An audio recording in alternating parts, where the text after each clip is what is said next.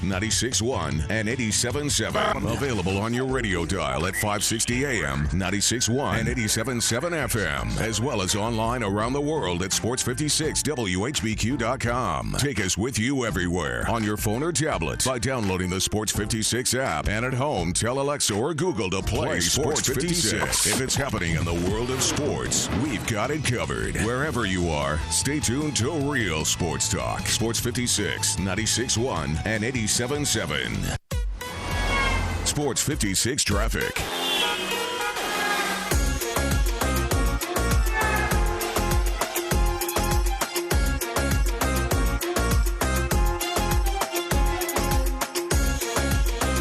It's Tina Tires with your traffic report on Sports 56. We have crashes to watch out for on 3rd at Holmes, Juliet Avenue at Morningside, Shelby Drive eastbound at Tullahoma, and that was in the center lane, and Hawkins Mill at New Allen. And we'll have everything trafficy again as it breaks on Sports 56 with me, Tina Tires.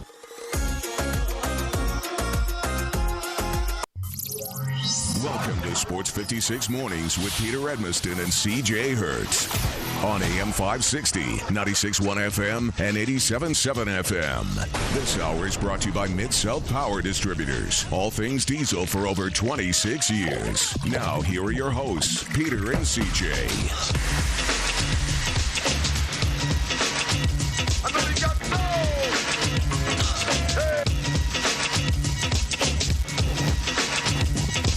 Oh, yeah, everybody. Welcome in. On a Friday, it's beautiful outside. If you don't look very closely and you maybe don't actually look out your window, it's gorgeous. All right, it's not. It's pretty rainy and traffic is, what does Tina Tires like to say? Slowsy goesies. Yeah, there's that. But you know what? Hey, do your thing out there, everybody. Do your thing. Welcome in on a Friday. I am Peter. That's right. That's me. Doing my thing. Appreciate y'all joining us on the program today.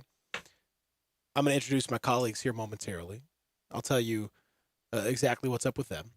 I'll also tell you what's up with the show today, because we're right here in the Family Leisure Studios. We're going to have a lot of fun. We're going to bring in our buddy Adam Kramer.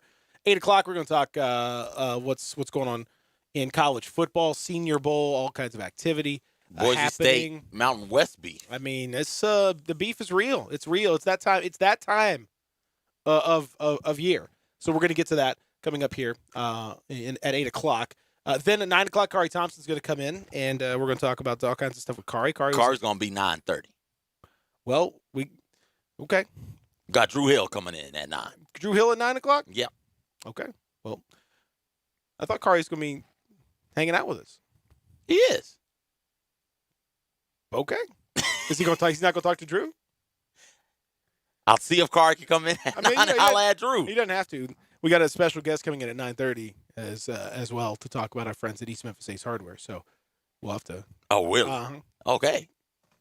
You may. Well, now we gotta sort some stuff out. That's right. We'll figure all this out coming up on the program. So that will be good. And also, as we go through the show, we love getting in touch with each of you. So please feel free to contact us. You can text in 67129 on the First Bank text line, 360-8255 on the First Bank phone line. So now, as promised, of course, as I mentioned, I'm Peter. Hi, everybody. My colleague across the aisle. The aisle? Well, metaphorically speaking. Okay. There's a lot of political stuff happening, so I'm feeling. Oh, okay. I'm feeling. Whoa. I'm feeling. Did I get moved out of the studio? I'm feeling political right now. Okay. He is a man of the world. Yes. There we go. I like that one. Yes. Also, Middle Tennessee's. Oh, come on. CJ Hart, ladies and gentlemen. Hey, everybody. All right, and producing today's program. From Rock City, 5'9", probably 165 pounds. I put my man's weight out there. Add 20 more to that. 185 pounds. You big for a guy who don't eat meat. He don't eat meat. It's genetics. He can't be beat. Genetically modified? He don't Don't scream in his wildest dream. He eats genetically modified veggies, and he knows genetically modified Reggies. Does he? Yep. Okay. Ladies and gentlemen. Like the Terminator? Is Terminator genetically modified? Is he named Reggie? I don't think the Terminator's name was Reggie. I'm pretty sure. Hey, I'm Reggie, the Terminator. Nice to meet you guys. I think if the Terminator's name was Reggie, he'd have to have a different shade, a different hue about him. You had T2, you had T1. Yeah, I think Reggie the Terminator would be a different dude. Yes. Ladies and gentlemen, he is not named Reggie. He is Zach Boyd. Morning, guys. Good morning, everybody that's listening. Good. They're all saying good morning. Whoever's up. Hang on, just say that again, and I'm just leave a pause, and they'll say good morning. Good morning, guys. Yeah, I heard him. Okay, yeah, I said it. I hope you were in your car. You say, good morning, Zach. What you got for us today? Give us some words of wisdom real fast before we start the show. I mean, let's keep it pushing, shall we? I mean, we're still early. It's still early New Year. Let's keep it pushing. Yes. Let's keep it pushing. I've never heard that phrase before. I like that. Keep it pushing. I've heard it from pushers, but not from producers. I never heard let's keep it pushing. I've heard keep pushing it. You never heard let's keep it pushing? Oh, yeah. That might be a cultural thing. That's got to be a cultural thing. It might be what is the difference? Yeah, keep it pushing. Keep pushing, yes. Keep it pushing, I have not heard. I feel like there's some fatigue going on so far early in the year. We only like 24 days into this thing. So. I think for you I think you've had a pretty busy first 3.5 weeks of the year. Yeah. I think you're hitting the wall already. Yeah, like my rookie wall is probably like right now. Yeah, we got about 11 months left of this thing. So when is he no longer a rookie? He's been here for like 5 months. I think it's a year. It's year? A full rookie year. It's your rookie year, you know. He had a strong start, you know, looking like John Morant, and then he hits that wall, and you know, now he's out here looking like R.J. Barrett. You know, it's a tough times. Anyone but him can't shoot. Tough times out here, man. Tough times. So as I mentioned, today should be a fun show. You get in touch with us 67129 on the First Bank text line, First Bank phone lines 360-8255. You can reach us here in the Family Leisure Studios. You can always watch us live and message us at Sports 56 WHBQ. That's how you get in touch with us on our various social platforms: Facebook, Twitter, Instagram, Periscope, YouTube. All those, we are here for you. We love to interact with you in any number of different ways. What's that number? Any number. Any number of different ways. We love to interact with you. Yes. Is that right? Yes. Sad last night, man. Serena. What happened? Was it last night or early this morning? I mean, I think Coco. I consider anything that happened before the show last night. So I don't know. You can't have that many unforced errors, man. It was sometime overnight. Overnight. I don't know exactly the specifics of it, but yeah, she lost in 3 sets, round 3 to Ms. Wang. I'll say because I don't know how to say her first name well. So Ching, the Qiang is Kwang. Yeah, Kwang. I'm trying. Trying my best here. Anyway, she's Serena's out. Yeah, but my girl's still in, baby. My new favorite tennis player, Naomi. Coco. Oh, Coco. Yeah, y'all can have. Well, no, I'm not gonna be that way. What? I can't.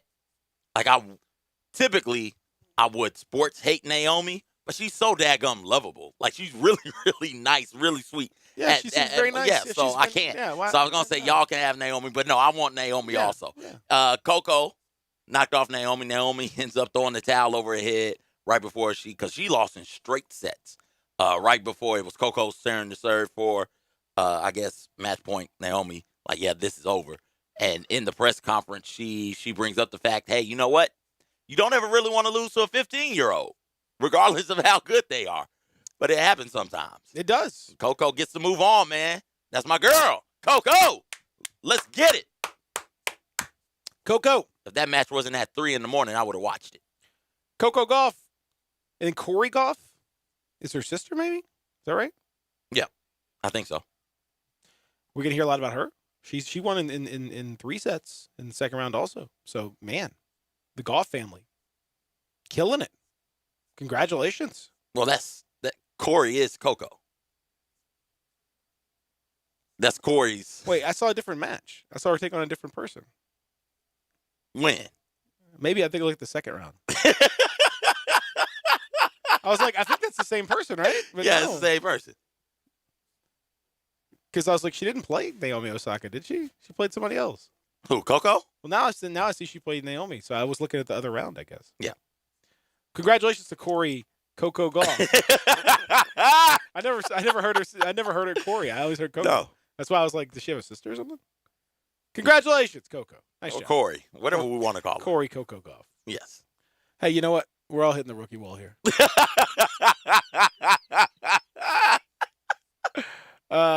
Yeah, straight sets over Osaka. Maybe she's gonna win this thing. She's still can't. At 15? 15, man. Who? It's that happens in tennis though. Does it? Yeah.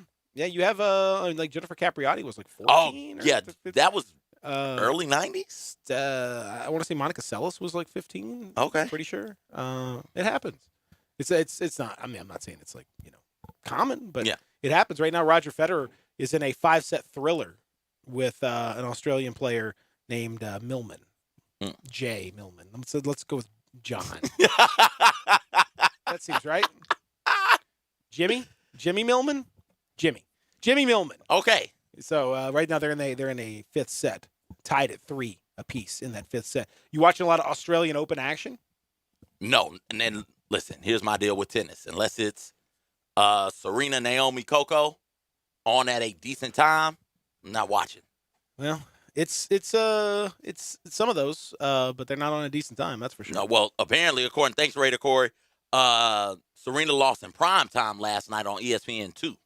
I just saw it. I saw it afterwards, so I don't know. I was watching political stuff. I can't. I can't be watching Australian Open. I can't watch tennis. I'm sorry. It's just not. It's not my thing. I can't watch tennis. Good tennis is fun. I've tried. I just can't. It's okay. There's some moments, but I have to accidentally watch it. I have to be like I have to sort of come across it like, oh, something's happening. Okay, let me just turn it on, and then I have to sort of get captivated by it, and then that's it, and then it's gone. The next day, I won't turn it back on. But in those moments, it can be fine. I have a lot of respect for tennis players. They're just not my thing. Seems it's very difficult to do. Yo, very difficult to play? Yes. Oh, super difficult. Super difficult. Oh. Extremely difficult. But it's also also coming at you at like 140, 150 super difficult miles. to watch also. In my experience. So we had the All-Star game announcement yesterday for the NBA, not tennis. There is no tennis All-Star game that I'm aware of. If there was, my vote would be Serena, Coco, Naomi. I hope someday there will be. I do too. That'd be fun. Yes. But for now there's not. And no surprise that Giannis and LeBron again will be the captains for the East and the West, respectively. Luka made it tight for LeBron. If we're doing the pick thing again this year, correct? Correct. So why not just take the top 2 vote getters, not divvy up East-West? Because then Luka would have been in comfortably ahead of Giannis.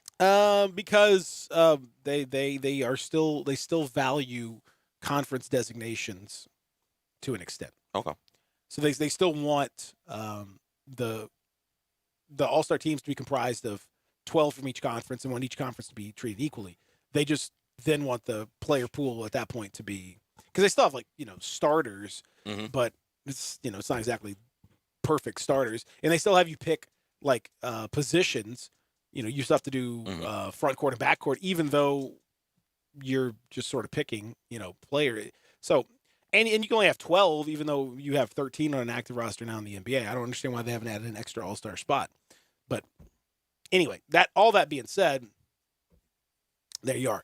No surprise that the other East starters, or at least the starter pool, since guys aren't specifically now starters anymore, Kemba Walker, Trae Young, Pascal Siakam, Joel Embiid on the West side, James Harden, Anthony Davis, Kawhi Leonard, and Luka Doncic. The reserves will be announced next week. Congrats to John Moran, who finished 7th in the voting overall for the backcourt Western Conference. Mm-hmm. Not bad. Not too shabby. Players ranked him 7th. Fans ranked him 9th. Media ranked him 4th, along with everybody else because they only voted for 3 people. 100 votes for Luka, 99 for James Harden, 1 for Damian Lillard. So everyone else tied for 4th. So he's tied for 4th. So that's pretty good. I tied for 4th also. Oh, wow. In that same vote. Wow. Yeah. So pretty good. Pretty good right there. So with that said, do you like the format? Do you like the picking of people? Yeah. I definitely like the picking. I love that very, very much. I would it's fine if you want to go 12 from each conference, but I would just take the top 2 vote getters. That would be the change I would make. Top 2 vote getters are the captains, regardless of conference. And then since everything else is done regardless of conference, but the actual, I guess, pool selection, 12 from each conference, it would just make sense to do it that way. Mm-hmm. I agree. It was emotional to see. It was nice to see Trae Young, emotional when he was announced. And Pascal Siakam, very emotional as well. It's a neat honor for those guys. So kudos to them. Have you seen the various all-star jerseys that are out there? No, I have not seen. You've got all the celebrity game, the Special Olympic unified game. The red and blue jerseys are going to be for the all-star game. They look pretty generic and I don't know, crap to me. Just very bland, whatever. But then the other ones are wild. So the Rising Stars Challenge have a purple and orange situation going. Yeah. Then you have the celebrity game has pink and green. I'm looking at that and right then now. Brown and yellow for the Special Olympics game that they're having. These things are. I like the giant star in the middle of the chest. All-star jerseys are rather traditional and rather bland, but the celebrity game and the Special Olympics one, they got this giant star that sits in the chest, almost like a superhero type thing. I like that. Well, so does the All-Star jersey. I mean, that's the thing. The world and the only ones that don't are the World and the USA, the Rising Star one, but the regular All-Star has the big star also. Just oh, and the blue one, I guess that's the East, has the stripes with stars on there. So they got stars all over the place on that one. They have the same on both. The stripes. I can't see it. You just can't see it on the red. But okay. Yeah, it's a little easier to see on the blue, but they have the same piping and all that stuff. It's supposed to be designed after the L trains for Chicago. Oh, so that's exciting. Nice. If you're from Chicago, that's exciting. If you're me, it's not exciting at all. But there you are.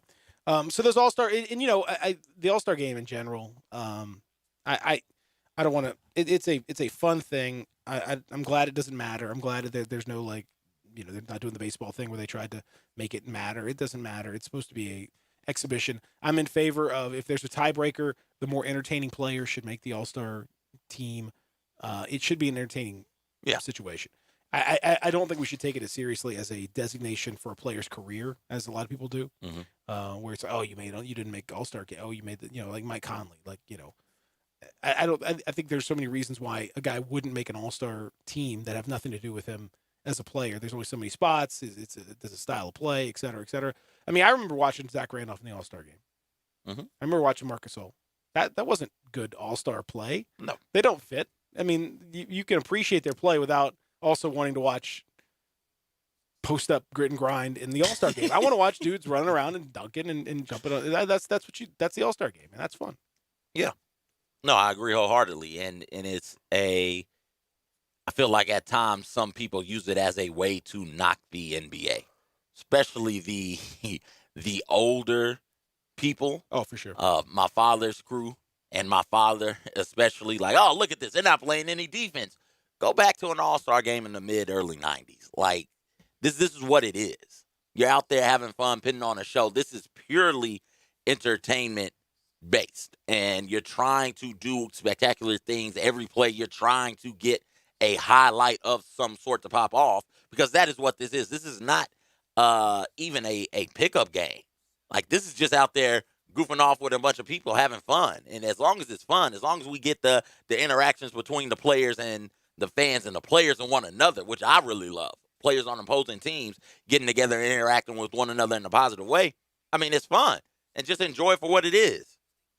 I say that we got another All-Star game coming up on Sunday, if I'm not mistaken. Like, come on. We know what the Pro Bowl is, people. Like, just enjoy it. Well, this is where, like, I've said forever, the Pro Bowl is a great designation for a player to get. Hey, it's a great honor and all that stuff. But, I would just assume them not play the Pro Bowl game. Like, that's fine with me either way. Because football is not conducive to All-Star. Football is an All-Star game. You can go out there, like, and play flag football or play out with your buddies or something like that, and that's fine. But this isn't that. 11 on 11 is not that. There's so much strategy and scheme, and everyone's got to be on the same page, and coordination that's required when you play football, that you have to make it so simple. Like, you have to dummy down the rules. You can't do certain looks. You can't do certain schemes. You can't defend. There's certain blitz situations you can't have.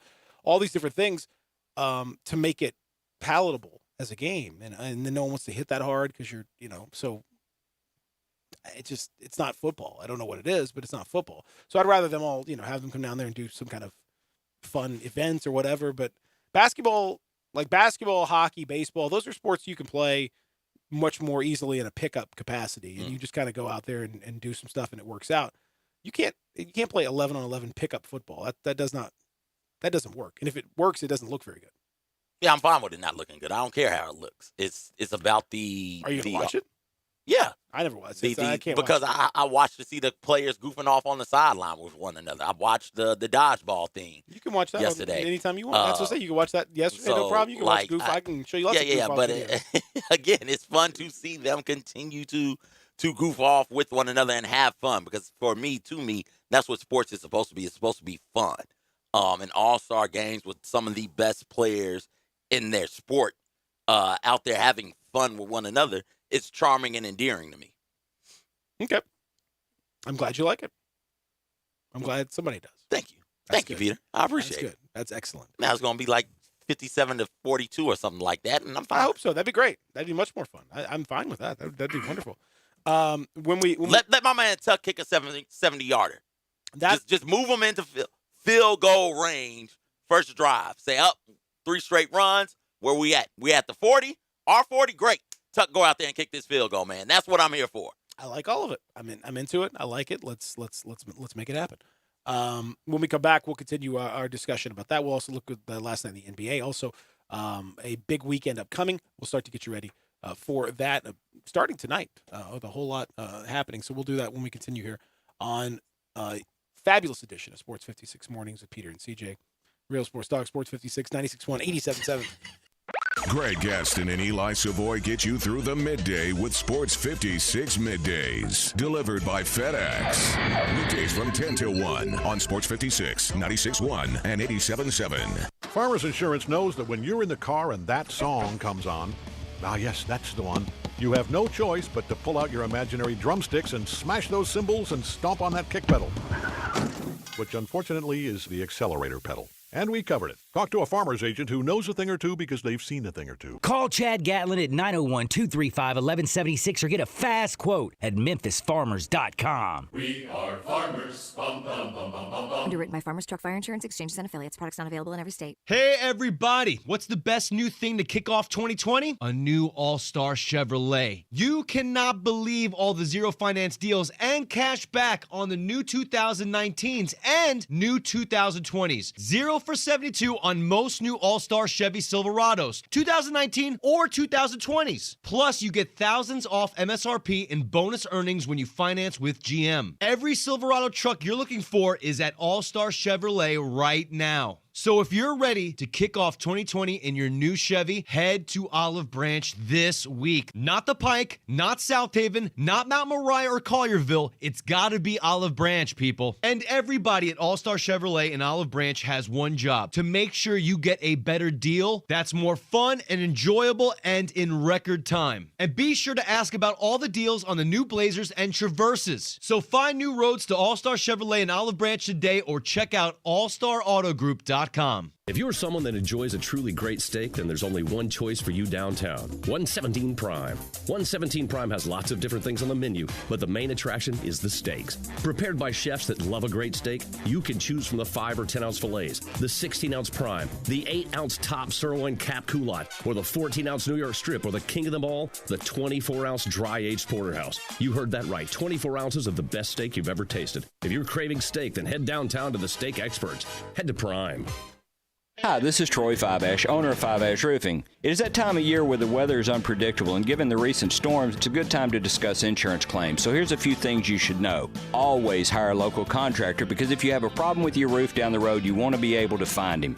Never allow anyone to pressure you into signing a contingency contract. They're used as sales tools, making you feel committed, and the truth is, those contracts are not worth the paper they're written on. Be careful of door-knocking salesmen. Some are reputable, but many are not. They canvass the neighborhood and tell everyone to file a claim, working the percentages and not caring if you file a claim even when they know the likelihood of it being approved is low. Some will even damage your roof hoping to convince the adjuster it's storm damage. That's fraud, and contractors have gone to jail for that. So do your research and know who you're hiring. Five-Ash Roofing, the official roof of the University of Memphis Athletic Department. Fair, honest, and ethical. 367-0050 or memphisroofer.com. Five-Ash Roofing, it's what we do. We're here for you. You'll see the dedication in every single step. You'll see it in the smiles, when smiles are hard to get. You'll see it in the little things that add up to success. The caring and passion are the things that we love best. Wolf Chase Limb Embrace is your Mid-South provider for orthotics and prosthetics. They are an ABC accredited facility, and their practitioners are ABC certified. At Wolf Chase Limb Embrace, their services include artificial limbs, legs and arms, braces of all kinds, and custom molded inserts. You can call them today at 901-507-7821 for their location on Highway 64 in between Germantown Parkway and Appling Road, or visit them at their new location in Jackson, Tennessee. That number is 731-660-5900, or visit them on the web at wolfchaselimbembrace.com. Chase Limb Embrace. The folks at Homer Skelton Hyundai want to say thank you. Thank you, Memphis, for another spectacular year. They set records, but I can understand why. You think about the product. Where else do you get a 10-year, 100,000-mile limited powertrain warranty? That's what you get on every new car at Homer Skelton Hyundai. Oh, and thank you again for the 11th straight year, the #1 certified pre-owned car dealership in all of Memphis. It starts with that product, but then it goes to the shopper assurance. Where else do you go where you get transparent pricing, flexible test drive, take the car for a couple of days if you want, streamlined buying process? You're not going to be there all day, in and out. And then, and I have not seen this anywhere else, the 3-day worry-free exchange. You buy a new car, if you've got any buyer's remorse, you've got 3 days to change your mind. Just get on Lamar, take it into Mississippi, the first exit's Craft Road, turn left, and go see Chris True and all the gang at Homer Skelton Hyundai. Kansas City and San Francisco are headed to the big game, and Sports 56 will be there. Join Eli Savoy live from Radio Row in Miami for Sports 56 middays and throughout the day, Tuesday through Friday. Get all the latest news and hear guests from around the league previewing the matchup. Coverage of the big game on Sports 56, 96.1 and 87.7 is presented by The Big Green Egg, Gateway Tire, Olive Branch Motorsports, and Southland Casino Racing. And also brought to you by Memphis Tourism and Sports Council. Sports 56 traffic. On Sports 56, we've got accidents. Shelby at Tuggle, Knight Arnold east of Mendenhall, 3rd at Holmes, Juliet Avenue at Morningside, Shelby Drive eastbound at Tullahoma, and Hawkins Mill at New Allen. And we'll have everything trafficy again as it breaks on Sports 56 with me, Tina Tires.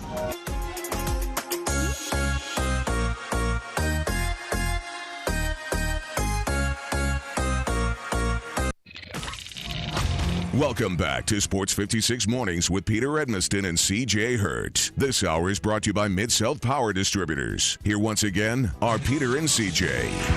When I wake up in the morning, love, and the sunlight hurts my eyes,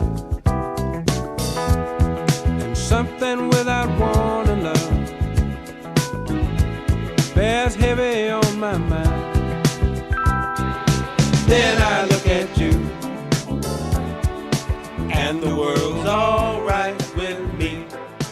a great song. I don't know what the theme is, but it's a great theme. Just one look at you. You still funk?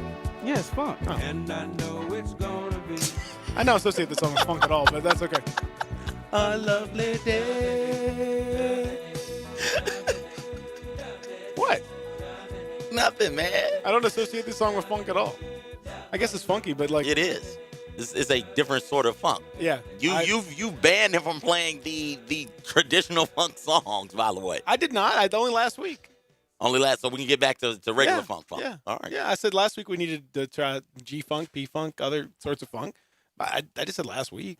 I'm still looking for the riffs of boom, boom, boom, boom, boom. That little riff. Oh, that's every time. I'm looking for that one. You could put it in there, even if it's not in there. You could put it in there if you wanted to. Make anything fun. Yeah, add the extra funk to that. Yeah, that's a great song. That's one of my favorites. Absolutely love it. You all right over there? You seem like you're yeah. You're in a different world here. Yeah, that's right. There we go. Finger point. Yeah, as I handle some things. There. Okay. There we go. I'm concerned. All right. Welcome back here on Sports 56 Mornings with Peter and CJ from the Family Leisure Studios. Coming up, Adam Kramer at 8 o'clock. We'll have Kari Thompson, Drew Hill. We will have Kari at 9. Excellent. Drew had to has something else going on. Okay. Work related. Okay. And that's what I was taking care So of. Drew's out? Drew's out. Okay. Well, that was fun while it lasted.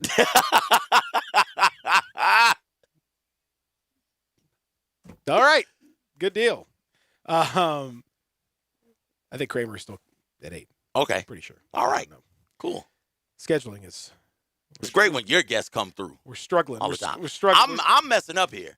The last couple I've had Struggling. have been scheduled at wrong times and backed out on me. All right. So we've mentioned about what is a big weekend for a lot of reasons. Today's a big day because Eli Manning is officially calling it quits after 16 NFL seasons. He is two-time Super Bowl winner, two-time Super Bowl MVP winner.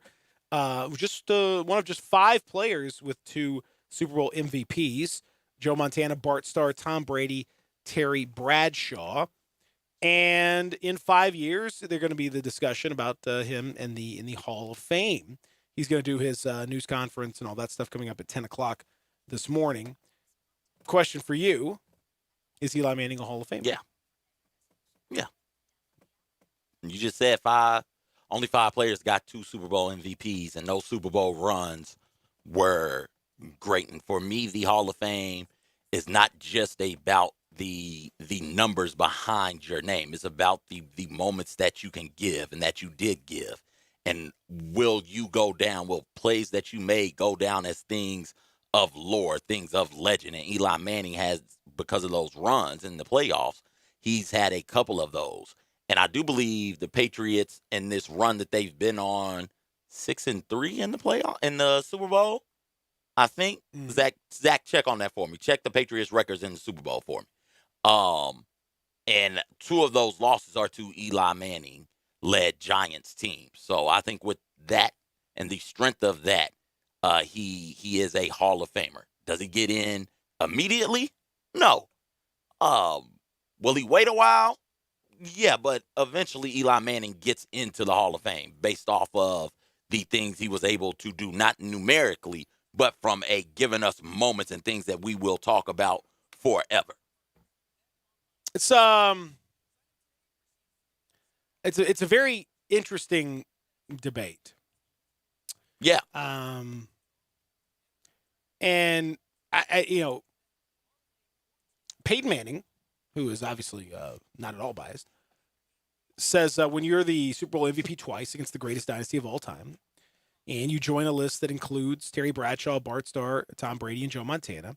I don't really know what the term is, drop the mic, but I guess if there was one, there really is no yeah, but after that. That kind of ends it.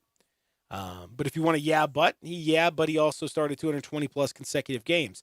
He's 6th or 7th all-time in touchdowns. It wasn't like he just played those 2 seasons. So there it is, that.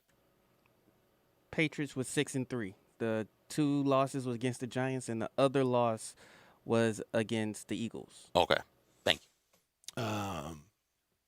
So I don't know. You don't think he's a Hall of Famer? Eli Manning is no. I'm trying to present a more circumspect, thoughtful discussion. Oh, okay. You know, Eli Manning is a excellent player, for sure. But no, I do not think he is a Hall of Famer for so many reasons. But most of all because I think that his general play in the regular seasons that he played in was not really of Hall of Fame quality. Oftentimes he was not even a top 5, much less maybe not even a top 10 quarterback in a lot of his years, particularly in the last 5 or 6 years of his career. You're asking those Super Bowl performances to do an awful lot of work. Super Bowl MVPs are more often than not quarterbacks. That's just kind of what happens. You'll notice that everyone else on that list happens to be a quarterback. So if you're the quarterback of the winning team, your odds are you're going to have a real strong chance of being named Super Bowl MVP. That's generally how it works. So a lot like Heisman trophies, there are certain guys who just would never even be in the discussion to be a 2-time Super Bowl MVP, no matter how well they played, because their position wouldn't allow them to be. So I think I kind of dismiss that as an argument of merit, because I don't think that really – I think that only applies to a certain classification of player.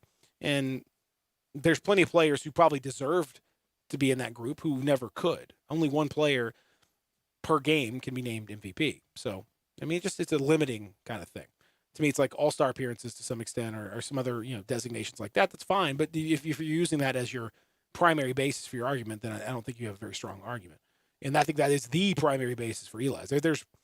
If you looked on just strictly the merits of his regular season performances, it's good but not Hall of Fame worthy.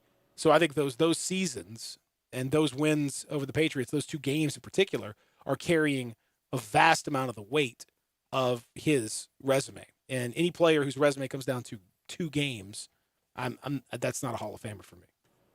Of the 10 previous Super Bowls, only 3 non-quarterbacks have won MVP. It's what happens. If in this Super Bowl coming up next week, like when you have, if Garoppolo throws 3 or 4 touchdown passes, he's going to be the MVP. Mahomes is probably your odds-on favorite to be the MVP. Throwing for all that. It just, because quarterbacks are in the middle of all the action. That's what they are. And they get all the attention. No matter if your left guard could play amazing. And that guy's got no chance of ever sniffing an MVP. So that's the way that it goes. I don't see that as an overwhelming argument in his favor. I think it's definitely a nice designation and congratulations to him for that. But that isn't a difference maker to me with regard to being a Super Bowl or to be a Hall of Famer. That's not the only thing.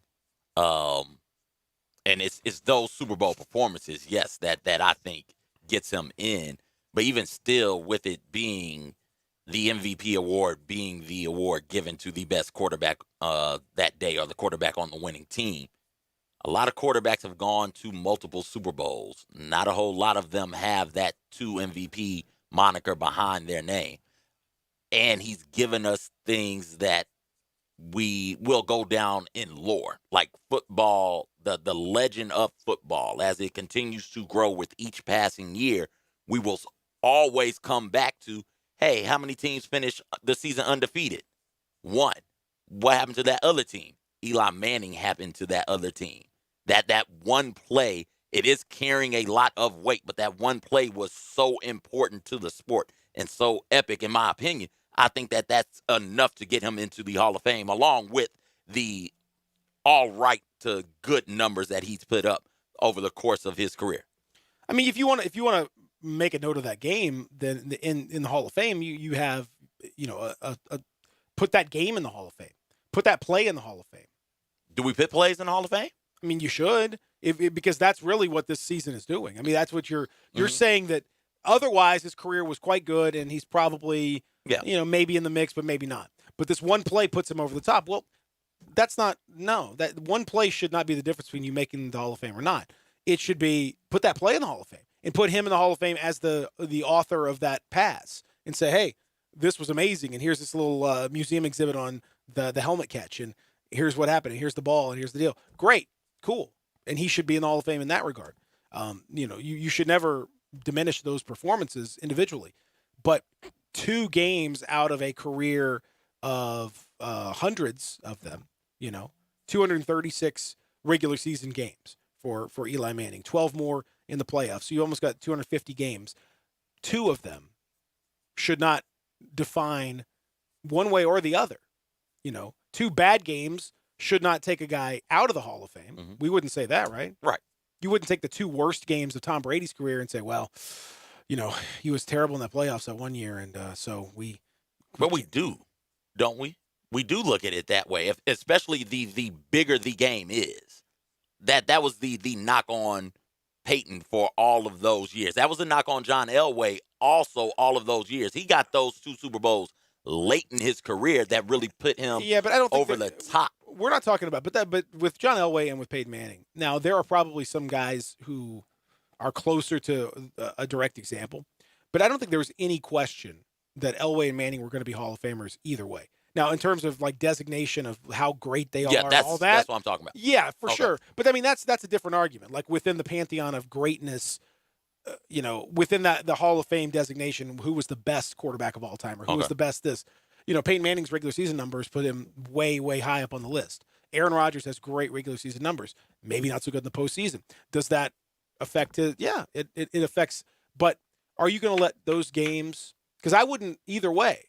Like, I can't let 2 bad games define a quarterback any more than I can let 2 good games define a quarterback. It's supposed to be over the body of work over your entire career. Mm-hmm. It's not the hall of, I was really good in these big games. It's the Hall of Fame. It's your entire resume. It's who you are. And that little sliver of it, albeit very prolific, high level, widely exposed, but it's still just a sliver of your actual career. I don't think either way it's fair to let that define players. I mean, I don't think Charles Barkley is not a Hall of Famer because he didn't win an NBA Finals. Right. That would be silly. Like, that's a silly thing because the overall bulk of his career is Hall of Fame worthy. Karl Malone, John Stockton, etc. Jerry Sloan never won Coach of the Year. Should he be in the? I mean, stuff like that. Like, you can't let one little thing either make or break someone over the course of their career. Those plays weren't little, though. Those plays, the Hall of Fame for me, not only is it can it be a statistical thing, but it can also be one of the things that really define the sport and really is going to be something that when you look back on, this player is going to go down in infamy, in a positive way. And that play for Eli and those plays for Eli, that is big. That moment is huge. Getting to 2 Super Bowls, playing when we look back at it, when it's all said and done, maybe it's done now. That this 21 year run the Patriots have been on, going up against them and being the person on the team, the constant on that team who can go out there and knock the Patriots off of their perch like that, I think that is enough to get him into the Hall eventually. Not first year, second year, third year, fourth year. 8th, 9th, 10th year. I don't know why. I don't know why that matters. Either you're a Hall of Famer or you're not. I don't know why you have to wear somebody down to be a Hall of Famer. Either you are or you aren't. Your resume won't change. He has the same resume in the first year as he does in the 8th. Why would he not? If he's not in the first, why is he in the 8th? You know how that works. There is a designation to this. You've got that. There's a difference in the stats and the moments that you give us that first ballot Hall of Famer versus the second one. Either you're in or you're not. Yeah, he's in. Pearson, the wide receiver for the Cowboys, he still is not in the Hall of Fame after this past cycle. We got to roll here and come back. Try to get the phone calls on the other side. So if we don't take it now, we'll run out of time. So let's do that. We'll come back with your phone calls after this here on Sports 56 Mornings, Real Sports Talk Sports 56 96.1 87.7. Want to get your voice heard? Hit us up on the First Bank phone line or First Bank text line. Tiger Hoops fans have something extra to look forward to this coming March. Not only is it tournament time, but it's the opening of the Tiger Hoops exhibit at the Pink Palace Museum. After Finch's two-pointer, Ronnie Robinson sank the shot that once again brought the 2 teams into a tie. Come to the Pink Palace Museum this March and experience 100-plus years of Tiger men's and women's basketball, from their beginnings as the West Tennessee State Normal School to the present. The Tigers are very much alive. Don't miss the Tiger Hoops exhibit at the Pink Palace Museum, opening March 7th.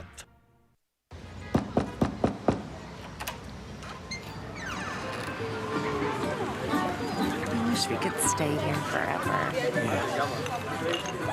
We deliver olives, Greek sandals, and everything you need to relive that perfect trip to the Mediterranean. But what you really get when FedEx knocks on your door is so much more. FedEx delivery. Memories. What we deliver by delivering. Upgrade your commute at Acura of Memphis. Seize the thrill and test drive one of our award-winning models, each packed with cutting-edge technology, luxurious amenities, and a driving experience that's sure to awaken your inner self. Driving shouldn't be a chore, it should be an adventure. Advance your drive today, shop our aggressive lease and finance options now, luxury is waiting at Acura of Memphis, or shop online 24/7, visit AcuraofMemphis.com.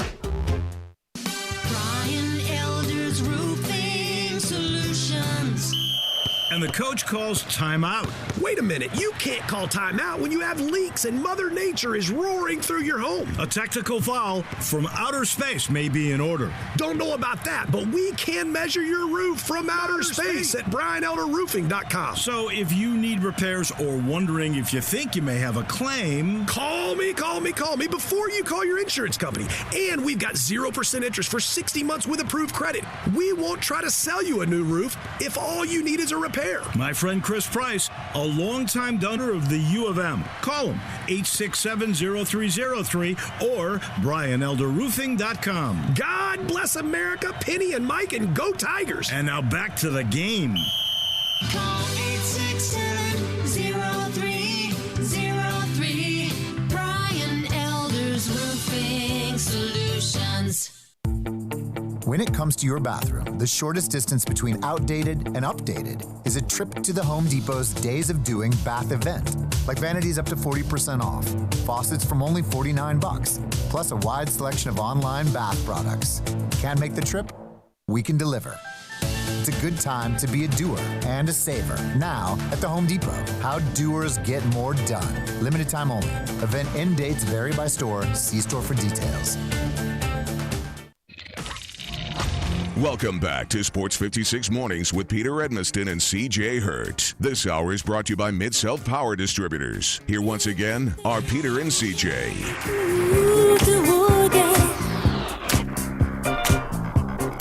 Oh, boy, have I got news for you. Disco style. Disco funk. Okay. D-funk. I've heard of P-funk and G-funk, but not D-funk. But here we go. All right. All right, let's go to the first bank phone lines because we want to try to get everyone in before the top of the hour. Joe, what's up? What up, Joe? Hey, guys. Kind of twofold to this conversation. One, as far as putting someone in the Hall of Fame, it has to be era versus or within your era, because if we compare Eli's stats to Joe Montana's, they're going to be favorable because the game's more conducive to throwing the ball. Correct. You know, absolutely. Which makes Jerry Rice's statistics even more incredible. He's cutting through, getting bumped off his routes. Second thing, I thought it was an interesting point how we're kind of basing Eli off of these two specific games and really two specific throws. I mean, the play to tie, I didn't hear anything other than from you guys that came in late, other than the play to Tyree. It was, against his character to be elusive, and he made a great throw, but the throw to Manningham and the second one against double coverage on the sideline was even better. But we're only seeming to base it on that because if we look at the points they put up, I don't have the numbers in front of me, but I want to say it was like 17-14, 21-17 in both games. It's not like they went up and put 25 or 30 on the board. I think it's another thing we have to take into account. But you have to decide, what do you think? 21-17 in the one game. Let's see what the other one was. The 2011, the second Super Bowl was 21-17. Right, but they weren't high scoring games. Yes, right. But he did have a great playoffs before that. I remember Green Bay was coming off the Super Bowl. They were 15-1. They went into Lambeau and put up 40 or something. So he did have a couple of good playoff games. If we're looking at the entire body of work, the usual NCAA tournament resume model, it falls short against guys like Phillip Rivers and Matt Ryan. Overall. Well, yeah, and I mean, either in the playoffs, either he made the Super Bowl and won it, or he was eliminated in the first round. That's the resume. It was one or the other. Right, very feast or famine. It's kind of like the only sport I know that does something like a criteria for the Hall of Fame, I think, is not men's golf. I'm pretty sure the LPGA does. Yeah, they have a specific criteria, right? Right, where, if you're judging, take a golf example, Fred Couples versus Angel Cabrera, which career would you rather have, 15 wins in one major, 4 wins in 2 majors? And a lot of guys would have the latter one. So that's true. It's really arbitrary. It's true. Thank you, Joe. Appreciate it. Joe. Yeah, there's no set criteria, which is why we can have this argument. Some people value things more than others. It just depends on how you look at it.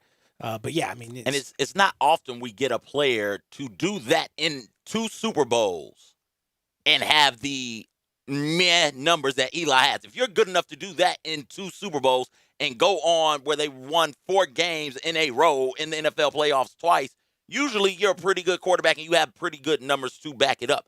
And Eli just doesn't have a pretty those. Good quarterback. That's exactly what he is. He's a pretty good quarterback. You've described him perfectly. Great quarterback then. You said no. Yeah, but that's what I'm saying. Usually you're a great quarterback able to do those things. Yeah. Not a pretty good quarterback and doing those things. That's why this is interesting. UT Mike, what's up? Order, Mike. Hey, man, good morning, guys. What's happening?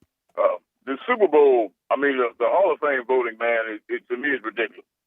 You got some guys that vote guys in on stats. You got some guys that vote guys in because they played on Super Bowl winning teams. When they put Kurt Warner in the Hall of Fame, that guaranteed Eli Manning was going in because Kurt Warner played in 3 Super Bowls, but the season that he was not in the Super Bowl, he was flat garbage. And Eli Manning. Let me look up Kurt Warner's numbers before I accept that that's true. I'm not sure that that's true.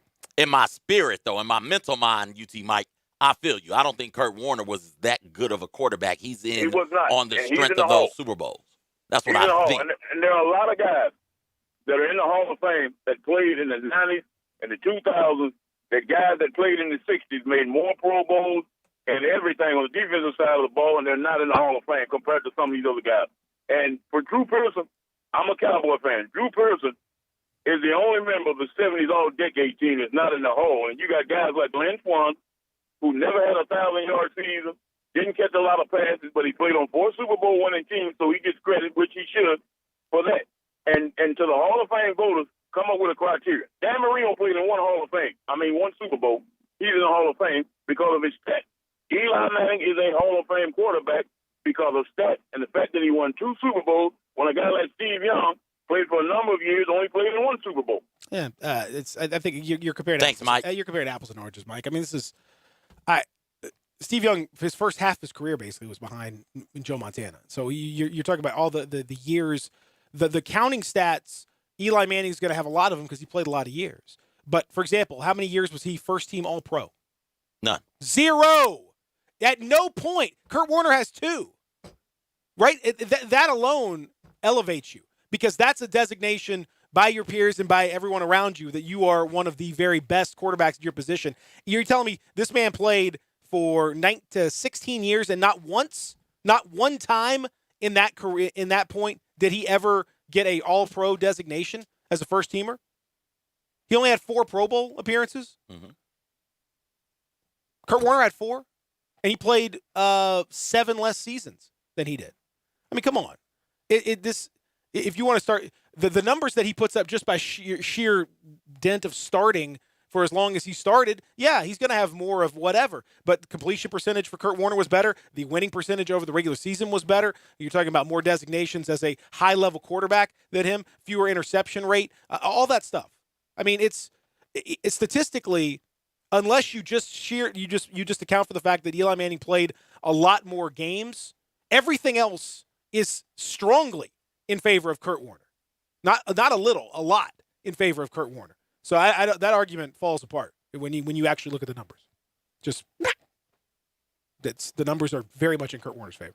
So now, if you want to say I really love those Super Bowls, okay, that's an argument that's irrefutable. Like that you love those Super Bowls, and that is what it is. But for my money, that those 2 games can't define one way or the other someone's career, no matter how big those games happen to be. We got to roll because coming up next is going to be Adam Kramer. Maybe we can get Adam to weigh in on this designation. We'll see when we continue here on Sports 56 Mornings with Peter and CJ. Real Sports Talk, Sports 56, 96.1, 87.7.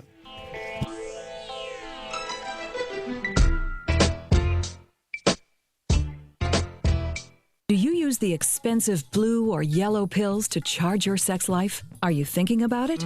What if we can promise you the same results for less than $3 a pill? If you're paying $20 a pill for the other pills, you're getting taken to the cleaners. Our pills deliver the exact same results for less than $3. You'll save more than $16 a pill for the same results. And right now, radio callers will get 44 blue or yellow pills for $120 with free discreet shipping. You can save more than $700 off pharmacy prices. Charge your sex life now and save a ton of money. Call now and get your 44 pills and save over $700 and qualify for free shipping. Stop overpaying and call right now. 800-218-6473. 800-218-6473. 800-218-6473. That's 800-218-6473.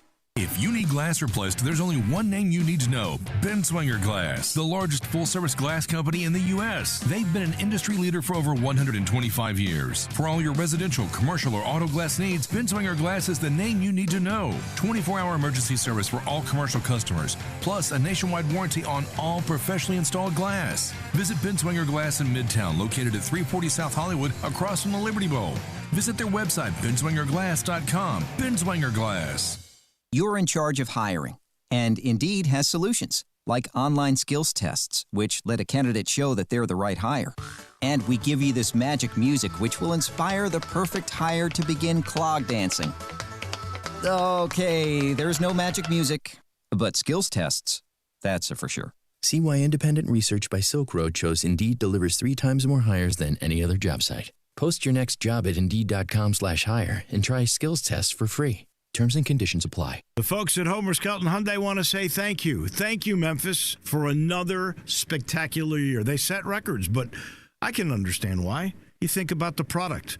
Where else do you get a 10-year, 100,000-mile limited powertrain warranty? That's what you get on every new car at Homer Skelton Hyundai. Oh, and thank you again for the 11th straight year, the #1 certified pre-owned car dealership in all of Memphis. It starts with that product, but then it goes to the shopper assurance. Where else do you go where you get transparent pricing, flexible test drive, take the car for a couple of days if you want, streamlined buying process? You're not going to be there all day, in and out. And then, and I have not seen this anywhere else, the 3-day worry-free exchange. You buy a new car, if you've got any buyer's remorse, you've got 3 days to change your mind. Just get on Lamar, take it into Mississippi, the first exit's Craft Road, turn left, and go see Chris True and all the gang at Homer Skelton Hyundai.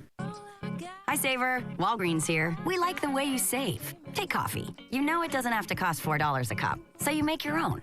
And co-pays on Medicare Part D. You save up to $5 and get 100 balance rewards points on each prescription when Walgreens is your preferred pharmacy. Save smartly on Med D. Walgreens. Trusted since 1901. Copay savings on Tier 1 generic drugs available through select plans that include Walgreens as a preferred pharmacy. Points cannot be earned in Arkansas, New Jersey, or New York. Complete details at walgreens.com/balance.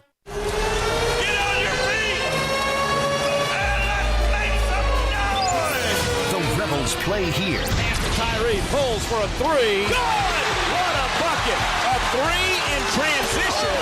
Dunked by Buffin. Oh my goodness! Yes! Now Schuler fires a 3. Good! DeMarte Schuler with a dagger. Catch the action all season long on your exclusive home for the Rebels. Sports 56, 96.1 and 87.7 FM. We are Sports 56, WHBQ Memphis, WIVG-FM Tunica Memphis, and WPG-FLP Memphis. Flynn Broadcasting Stations. Sports 56 traffic. It's Tina Tires with your traffic on Sports 56. We have crashes on Shelby at Tuggle and then Knight Arnold east of Mendenhall. Also, shout out to Zachary, and we'll have everything traffic-licious again as it breaks on Sports 56 with me, Tina Tires.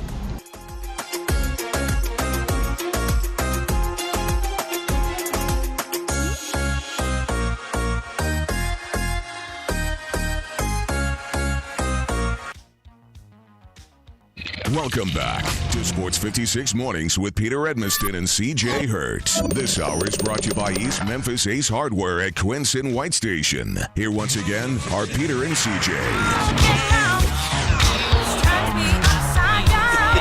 I told C.J. I'm annoyed today. Everything's annoying me today. I like this though. This is good stuff right here. Now you're doing it. Now you're getting there, Zach. Zachary. What's up with you and Tina Tires, man? Nothing. Okay. Why are you ignoring her? He doesn't like love. I know he hates love. She keeps like making little comments here. She's clearly interested in you. I mean, why are you pushing her aside, man? It's me. It's not. I know it's you. Yeah, I said why. Clearly it's you. Yeah. I'm asking you why. I'm just not interested. Just let her take you up on the copter for a little, Just see what's going on, man. Just take up on the chopper for a little bit. A little quick ride, no big deal. Come back down, everything's cool. I just don't get it, Zach. Yeah, it's very disappointing. I don't know. Maybe our friend Adam Kramer can help. I don't know. We're trying to find love here for our good friend Zach. Adam Kramer, how are you, sir? Man, I am useless in that department. I'm a married dude with 3 kids. I'm just saying, I our traffic girl wants. She's clearly like shouting out Zach over here. She's clearly interested in, pursuing some extra traffic situation with Zach. Maybe making some traffic of their own. Yeah, see what's you just got to go then. I you think just got to try, that's right? what I'm saying. I will say in life, and not even just in those situations, like you'd be amazed if you just say something, right? Mm-hmm. Like you talk to somebody, that's where it starts. You never know. That's exactly. You never know. Again, burn out 3 kids. Not an old man. Zach, last time you had a girlfriend? High school. Well, then let's. Come on, man. You've been out of the game too long. What about a secret? Yeah, like a Luther like a boo thing. Your secret love. No, I never had one. A boo thing? Busted baby? No. Okay. Booty call? No. You knew that. Traffic booty call? Come on, man. 2 a.m. Come. How's that traffic? How's that traffic looking between your house and my house? Well, I'm just saying. Listen, you and Tina Tires could go have some fun. That's all. I just throwing it out there. Whatever. Just on a date. She's clearly interested, and maybe you guys can go to Memphis. I don't know if Playhouse is listening again. Maybe. But in any event, so before we get there's a couple of things to get to. Before we do that, I want to say Bruce Feldman has just put out there that Ed Orgeron and LSU have agreed to a 6-year contract extension worth around $42 million. So he's going to be sticking around for a while, which is good because there's a lot of turnover. Obviously, we saw offense, defense radically changed. Lots of players, all that stuff. So I think stability is good. It's hard to argue, Adam, that he doesn't deserve this. No, and first off, I'm just like, I'm happy for him. Like you go back like 4 years, and again, I've done stories. I've spent time with him, and from being like the Ole Miss, the burnout who wasn't sure he'd get another gig, the way the USC thing ended, the way the LSU thing looked like it was going to end, to where it is now, it's pretty remarkable. So I think it's neat because the guy is also a cartoon character, and I mean that in the best possible way for our sport. And he is worth it. So the part of Orgeron that is so intriguing, this year, you would assume there's going to be some sort of drop-off, obviously, because, my God, given all the things that they're losing, and they just lost the superhuman at quarterback, but the recruiting has been incredible.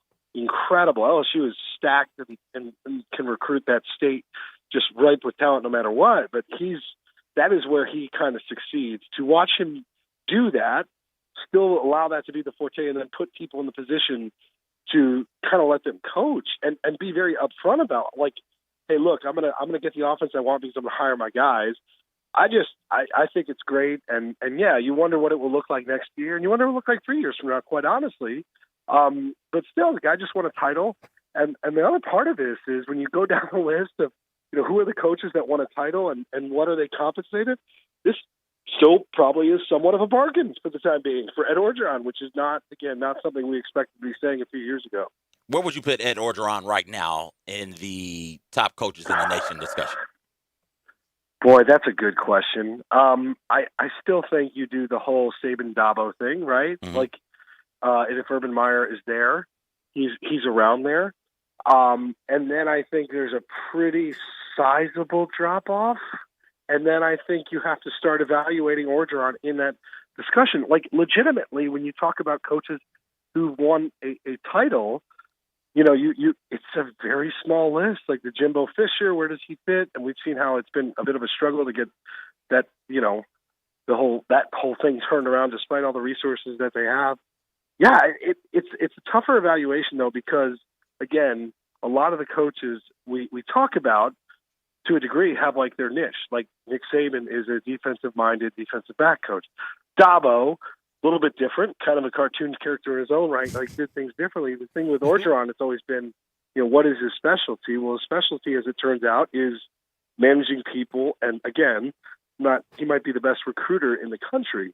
So I don't think you have to go down too far to get to him. I still think the hierarchy coming into the year is probably still about right. And I mean, the guy just did that thing, and good on him. And I'm really happy he's being compensated for that. Well, and it's been quite a story for Ed Orgeron and his turnaround. There's no question about that. The other thing we've been talking about, this is not college football related, although he did play college football around here. Eli Manning retires today in a couple of hours. So you are not a Giants fan, you're a Jets fan, but you've obviously watched a lot of Eli Manning play. We have a strong disagreement in this particular show as to whether or not Eli Manning is a Hall of Famer. So what say you? I am torn on this. Mm-hmm. We are as a show as well. Well, first off, I think he is going to get in. So there's two: should he and will he? Correct. I believe he will. Okay. Yes. But that's not the question. It's not. No, I think he probably is. And this is the whole thing. Like, his moments are his greatest hits are so great that it probably alters the normal evaluation process, in my opinion. And the last couple of years have felt like lost years, but honestly, a lot of these Hall of Fame or borderline Hall of Fame careers, that's sort of how it goes in football. It doesn't end pretty unless you do a Barry Sanders thing and just kind of say, screw this, I'm out. Mm-hmm. So, I'd say yes, and it's not a very strong take. One way or numbers-wise, I was reading something yesterday that statistically, actually, I think he's a little bit better than I would have thought he'd been. But, man, he did that thing. Getting back to the Orgeron moment, like he did it and did it twice, and it was so spectacular that I'm assuming that's going to carry some sort of special weight that not a lot of guys have to offer. So, and by the way, he will absolutely get in. I don't think there's any doubt about that. See, I'm on the side of I didn't want to tell you where we were on this before you. Yeah, I was gonna pry and then shoot my answer on that first. But, no, I am strongly in the not a Hall of Famer category. CJ is in the Hall of Famer category. I'm in the middle. I'm kind of indifferent. He's just goofy looking and charming. That's and true. Dad Don't bodish. change now that you know where Peter is. No, he's in the middle. He stays in the middle. He's goofy looking and charming. That's what if there's a goofy looking charming guy, Hall of Fame, then that's. I had a bad take. It was very lukewarm. Yeah, he's lukewarm. That's okay. Room temperature take. But I still think, again, he's going to get in. I think he's going to get in. But I see. Yes. The crux of my argument is that you in order to put Eli Manning in the Hall of Fame, you have to basically overweight his two biggest games in which he did play well and won Super Bowl MVP. But quarterbacks are more often than not going to win Super Bowl MVP, particularly the winning quarterbacks for those games. So I can't really say with any certainty that that's any more telling than taking the two worst games of his career and making them reflective of his status overall. That's not fair either. You look at the bulk of the guy's career, and the bulk of his career is that of a very good, solid player. In no time was he a first-team All-Pro selection. You would think at some point over the course of a 16-year career, one or two of those years at least, he'd be able to say, I was the best quarterback in the league that year, or I was among the top two or three quarterbacks. At no time during his career could you say probably that he's even a top 5 quarterback. There might be like 1 or 2 years where he would sneak into that designation, but otherwise, no. It's more like a top 10 type situation. When that's the case, We had a caller that compared him to Kurt Warner. Said if Kurt Warner's in, how is Eli Manning not in? But Kurt Warner, in his first 4 years, he was a Pro Bowler his first 3 years when he started. Yeah, historic. Historic, crazy. Incredible, amazing run, winning a Super Bowl and 2-time All-Pro in addition to being that. So I don't even think you can make that comparison. I don't know. I can't take the worst or the best of a quarterback and say that that's reflective of their career. No, and Eli kind of is that hitter that you look up his stats and like for Hall of Fame, and it's like, wow, he hit 287. Yeah. Wow, he had 450 homers. Wait, but this guy I don't really remember. You know what I mean? Right. It's like, oh wow, But the highs were so like some of those the Super Bowl stuff. It wasn't just Super Bowl. It was the way in which he arrived there. So I'm curious to see how it goes down. But again, knowing how sports writers operate and the obsession with championships and all that, I don't think it will be that big. I get the debate. It's a pretty good one. It's been a very, very different kind of career arc, but I think ultimately he'll probably end up in. Back over in the world of college football, Boise State and the Mountain West got beef. The Mountain West is playing with Boise State's money.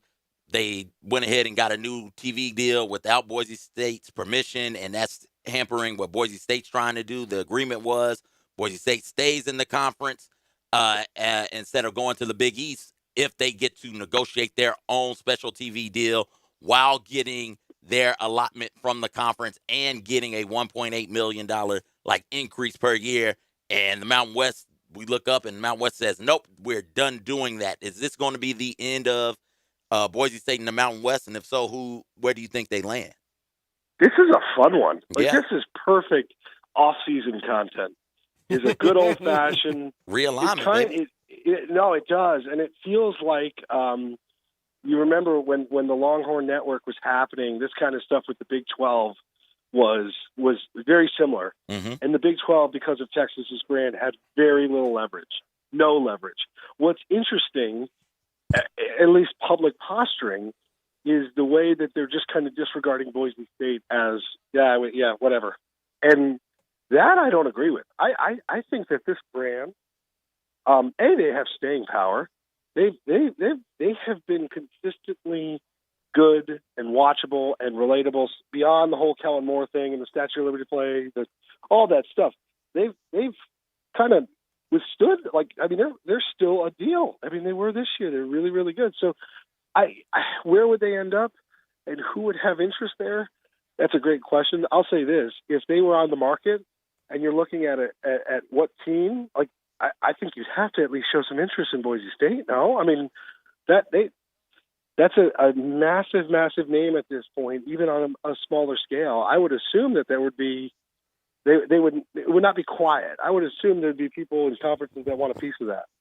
Well, I mean, I don't know why in this case it makes perfect sense to me if you're Boise State and you have issues with Mountain West. They have because Boise's got a little bit of a special financial arrangement, and that's going to disappear with their new television contract. And Boise State's understandably upset about that. The adding them as a football-only member to the American makes perfect sense because the American's got a slot open. I mean, the American's sitting, one team light after UConn's departure. So you've got a perfect. Now that geographically is tough, but that's the way it's going to be. Who cares these days, right? I mean, honestly, who cares? You're not going to get like a strong road following, but I'm not sure that the Tigers for example, are sending a whole bunch of people up to UConn when they played UConn. I mean, that's not an easy trip to make by car. So yeah, if you take that out of the consideration, have them as a football-only member of the AAC and move their Olympic sports and other sports to the West Coast Conference or something along those lines, that seems like an easy enough arrangement to me. I'm sure the West Coast would be happy enough to have them as a member, or perhaps Big Sky or something like that. I mean, there's two conferences near enough to them that they could do all of those other sports if they want to get out of the Mountain West. And then football, AAC, I can't imagine why they wouldn't want them. That would be huge for the profile of the conference. So that oh my gosh, you want to get to that Power 6 designation. Well, adding a team with the pedigree of Boise State's a good way to do it. 100% yes. And to the geographic point, 10, 15 years ago, we'd probably say, oh, that wouldn't work. Mm-hmm. We don't care anymore. No. I mean, if you're a conference and you're the American, you're looking at this thing, how much, and that would be a win-win to me, because that's a conference with some momentum, and it would be good for them. It'd be great for the conference. I would be all about that. So and I'm sorry. Again, we haven't had a good old-fashioned realignment issue. It feels like in a bit. Mm-hmm. I mean, like a real one. So I missed that. That was one of my favorite parts. That was of college incredible. football Twitter when realignment, when the CFB world was collapsing, and rumors and sources. When I was at the national championship, I was sitting with Brett McMurphy, who worked for ESPN and now with Stadium, and he was kind of he was lighting a lot of the dynamite, right? He was the guy that was igniting it and saying, "Hey, this could happen, this could happen," and we were like reliving it because every day, every hour, it was this team's going here, maybe. This team's going here. I want more of that. I really, really do. So if Boise State, and what Peter's saying is right, like, and you also, it would make sense for them to go to the American. The American would then have separated itself all the way from the rest of the group of five, and from a talent standpoint and from a monetary standpoint, because you're adding Boise, that's going to add eyeballs and dollars to your next TV contract. Yep. Would add, and you're taking away from a rival, and like you're taking away from the Mountain West, them directly away. So what do we end up left with then? Because I don't think the Power Five are looking to add another conference to split that pie. But the American would then clearly be something different than your Mountain West and your MACs, your Sun Belts, and your Conference USAs. Is there a spot for a conference like that to maybe not get 30, 40 million per school in a TV deal, but somewhere around 15 to 20 million per school in a TV deal? I think, that's a really good thought too. I think a lot of the future of this kind of sadly depends on what happens with the playoffs.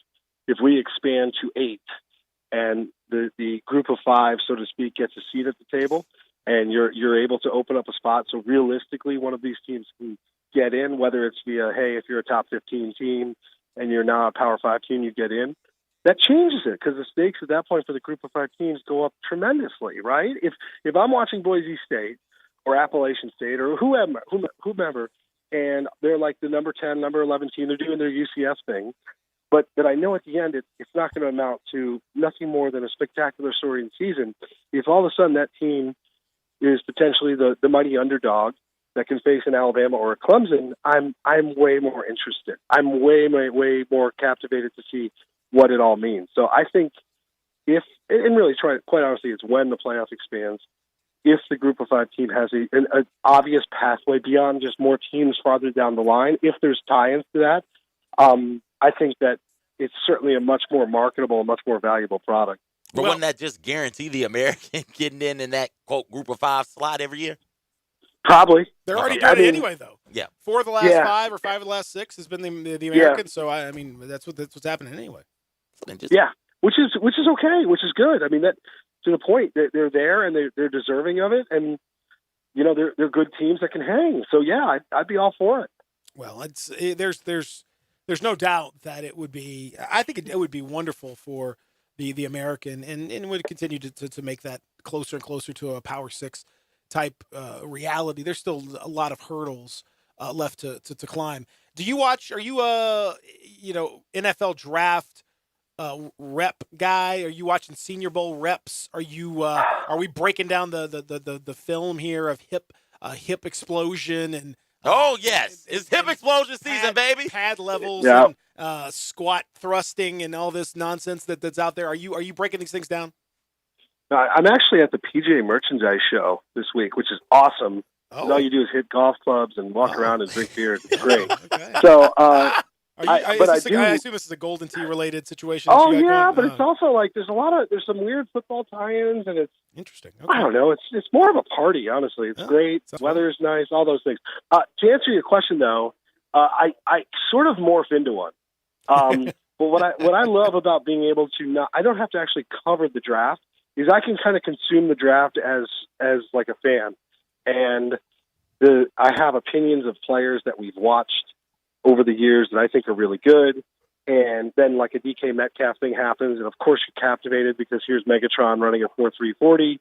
So I've always the draft has always been like my extension back into sort of my roots and fandom and what happens. And I love it. I'm kind of more of a fanatic about it than I am like, hey, and this year I guess I'm going to do some stories, like some feature stuff, which is great. I love doing that as well. So some of the different things and paths and all that. So yeah, the Senior Bowl, I definitely have an eye on just to see who's doing what.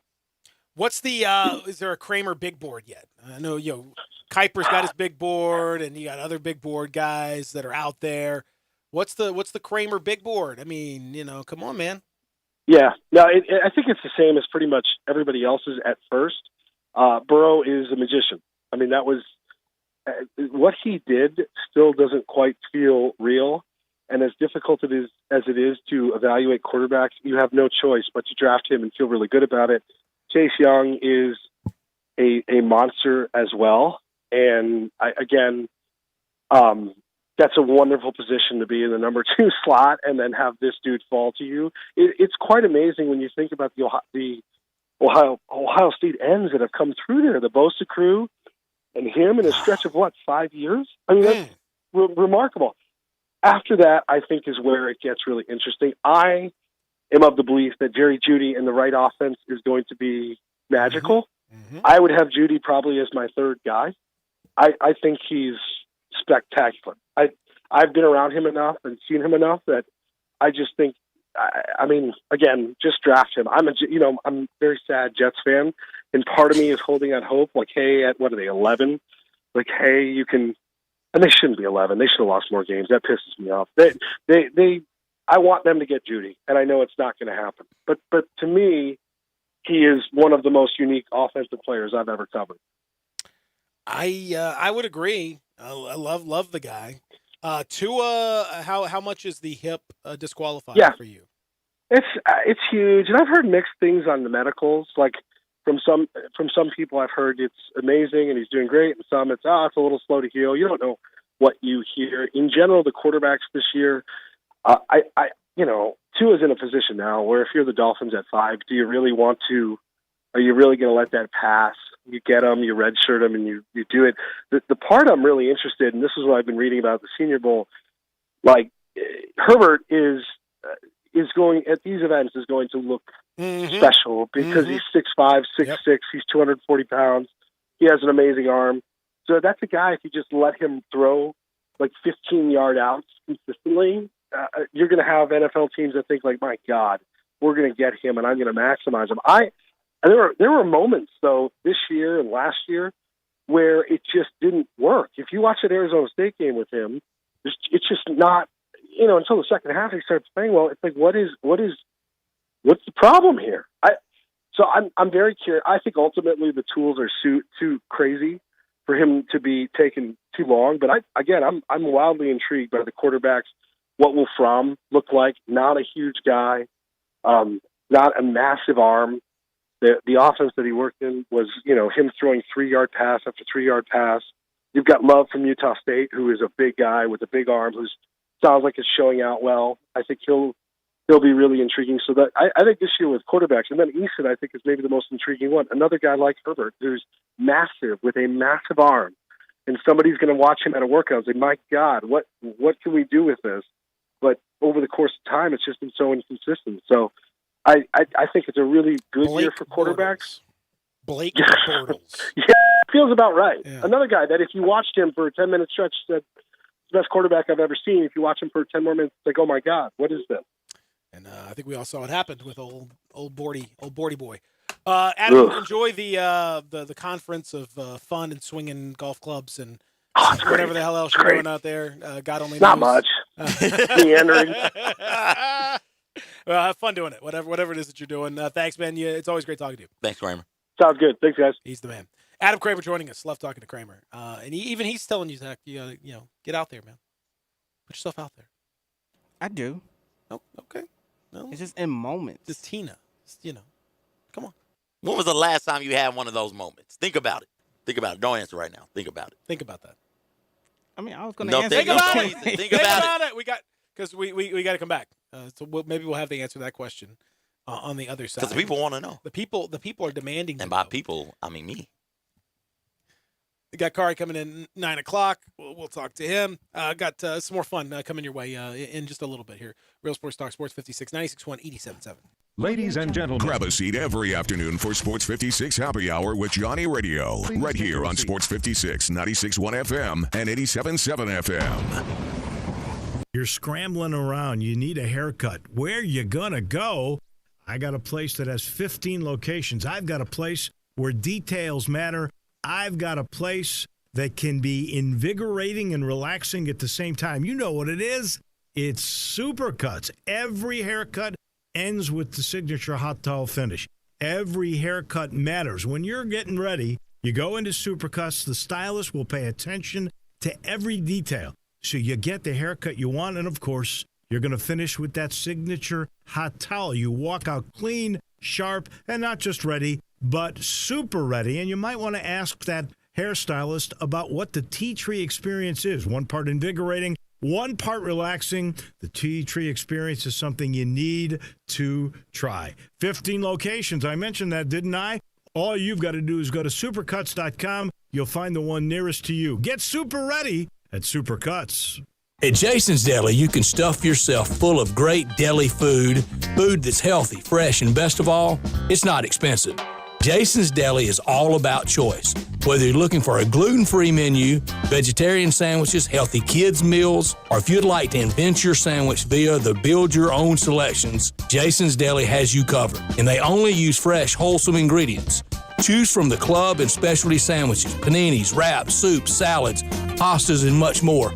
I love the cleanliness in the restaurant, the hospitality, and of course the cost. They have a huge salad bar and great soups, including Southwest chicken chili, fire roasted tortilla, organic vegetable, tomato basil, and many, many more. And if you're planning an event, their catering department is fantastic and can handle any size party. Go check out Jason's Deli's 4 locations. On Ridgeway in the Park Place Center, that's my favorite, on Germantown Parkway in Cordova, at Poplar and Highland, and on Goodman Road in Olive Branch. Hi, I'm Troy Fiveash, owner of Fiveash Roofing. Do you have any idea why I never speak the way I am right now? It's because if you're honest, sincere, and knowledgeable, you do not need fast-talking, high-energy, gimmick-promising advertising to get a customer's attention. Speaking of that, how do you think companies can offer huge rebates and giveaways when you use their services or buy their products? By overcharging you in the first place, that's how.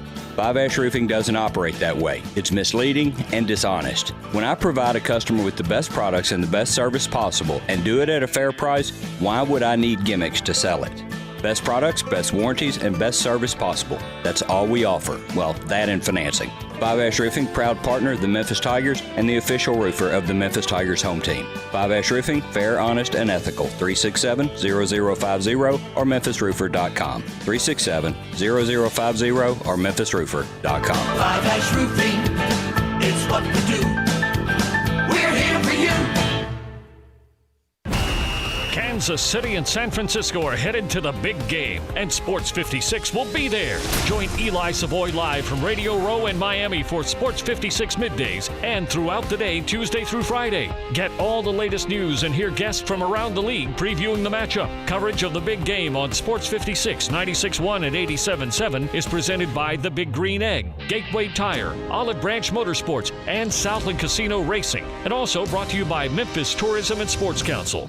You already know you can listen to Sports 56, 96.1 and 87.7 anywhere with the Sports 56 app or at sports56whbq.com. But you can also keep up to date with everything going on by keeping up with Sports 56 on social media. Be sure to follow us on Twitter, Facebook, Instagram, YouTube, and Twitch for information on breaking news, chances to win prizes, and video of all the shows. Don't miss out on anything that's going on. Stay in touch with Sports 56, 96.1 and 87.7 on social media. Sports 56 traffic. Tina Tires with traffic on Sports 56. We've got crashes, Shelby at Tuggle, and then Knight Arnold east of Mendenhall. Also, a traffic lights out, Highway 64 at Brunswick. If you don't see police directing traffic, treat it like a four-way stop. And we'll have everything traffic-licious again as it breaks on Sports 56 with me, Tina Tires.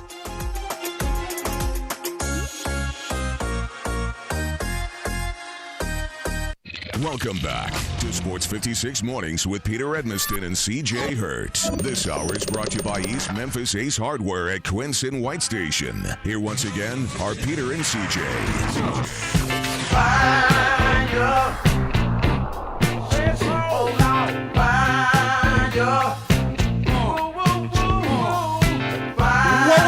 Whoa. Any song is improved when you go, whoa.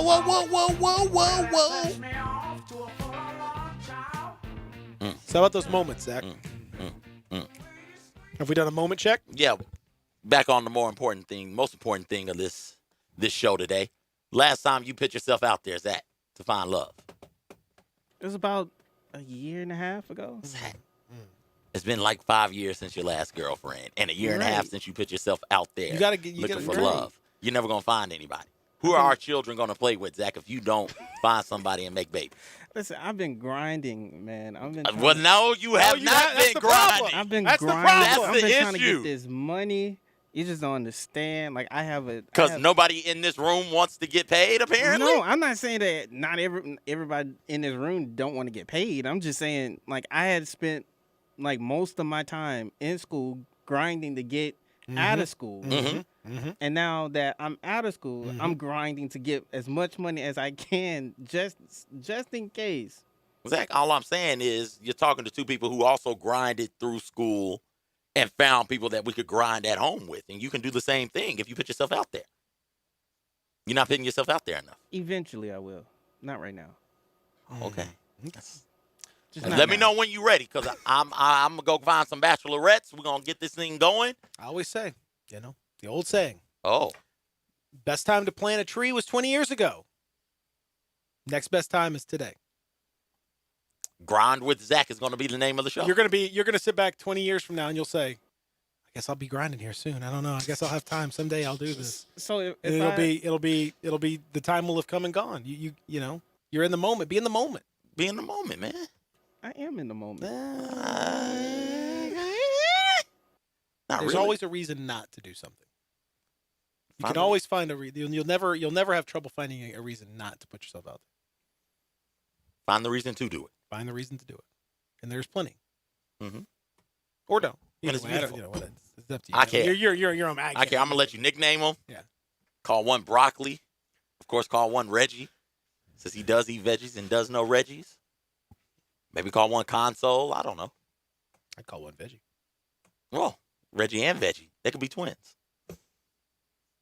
It's a little weird. What? Calling a girl Reggie?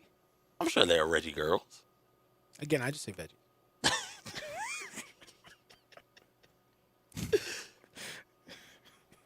I've been watching guilty pleasure of mine. He's only vegetarian. So. Okay. Well, been watching Find Love Tokyo Tony ASAP, and it is great. Well, huh? What's that? I got what? Fun Love Tokyo. Finding Love Tokyo Tony. Finding Love ASAP is the name of this god awful show. I don't know what any of that is. And it is wonderful. That is. You remember Flavor of Love? I do. Okay. Yeah. Remember how ratchet Flavor of Love was? Yeah. And how classless it was? Yes. Picture that times infinity. And that's Tokyo Tony. We can't do that. We can. We can't do that. Oh, I'm going to show you the trailer. No, I don't want to. No. Yes. We can't yes. do that. It is outstandingly awful. So we have some interesting, I guess, designations you want to throw out there. Number one, new bracketology from Joe Lenardi out. The Tigers are a 10 seed. Mm-hmm. 10 seed in the East, taking on Illinois in Greensboro. Double-digit seed now. Yeah. It's getting a little tight. Yep. Losing by 40 on the road with nothing really to hang your hat on and do that to. That'll tighten it up, right? That will. Well, I think you're seeing that. I think you're seeing it's real now. And this weekend, you got to start winning. Mm-hmm. I mean, and not just winning, but you got to start, more importantly, finding some kind of rhythm, a way to play. You got to find some rotations. You got to start paring this thing down. There's too many people in this rotation right now that aren't getting it done. Yeah. You got to find some kind of, and it starts against a pretty good SMU team. again, this is a game that the Tigers should win, particularly at home, but they should not have lost by 40 to Tulsa, and here we are. Mm-hmm. So there's no question that you have to start finding those answers very quickly, because if you don't, you're on the trajectory to be outside of the tournament. And if this team were to somehow find a way not to make the tournament, then you're talking some significant fallout from that. Significant how so? What does that that mean? From a perception standpoint, yeah. From a recruiting standpoint, from a fan support standpoint, belief in Penny standpoint, that is the one. All those things are all going to be affected adversely by a season like that. Mm-hmm. At the very least, you have to make the tournament. This is unfathomable for a team that has this much talent not to make the tournament. To even be on the bubble in any way, shape, or form would be pretty shocking, but to miss out altogether would be unfathomable and would call so many different things into question. Going back, looking at it, there was a time when Michigan fans wanted to fire Beeline. Mm-hmm. Beeline had just January, about this time of the year, looked like the ship had already sailed, had gotten blown out by an okay so-so Ohio State team. Team was hovering around 500. It's like, oh no, Michigan's going to miss the tournament again. Got to get rid of this dude. Go ahead and cut your losses. And what happened was John Beeline found a way to get the team to play better, respond better to his coaching, and they go on a great basketball run. And Penny Hardaway can do that also. He's got to find a way to get them to reach these players and to get them to slow down, take care of the basketball, value the possession, and continue to play hard and with effort and intensity on the defensive end. It's been a tough stretch for Memphis, honestly, when you think about the fact that this month is going to end next week, and they will have played, 2 home games? So they've been on the road most of these games, and it's hard, especially at the college level, to go to Wichita State in a blackout and get that win. It's hard to do things like that for the whole month, and you've got the target on your back. You placed it there, but it is there on your back. It is hard to go out there away from home and get those wins. So with a more favorable schedule, I think like 4 of their next 5 are at home or something like that, the Tigers should be able to rebound, get more comfortable, and be playing good basketball towards the end of the season when those big games come back around. You got Houston, you got Wichita State right around the end of the season. If you're playing well and you get those 2 wins going into the tournament, you could solidify your place in the tournament and maybe jump up a line to a high single digit, maybe 7-8. Well, right now, if you look at the full resume for Memphis in terms of the power rankings, the net rankings, or RPI, in this case, the net, was the last couple of years, this year and last year, but before that, the RPI. If you look at the resume, you looked at some of the other power rankings. There's a site I like called Bart Torvik. He's a statistician that does stuff in the vein of Ken Palm and those types of guys. And I like some of Bart's stuff a little bit better. But he has a thing that kind of compares teams with similar resumes over the last several years. And in terms of the power rankings, the rankings that you've seen from what they call wins above bubble rank, these are ways to design all these different metrics that are out there.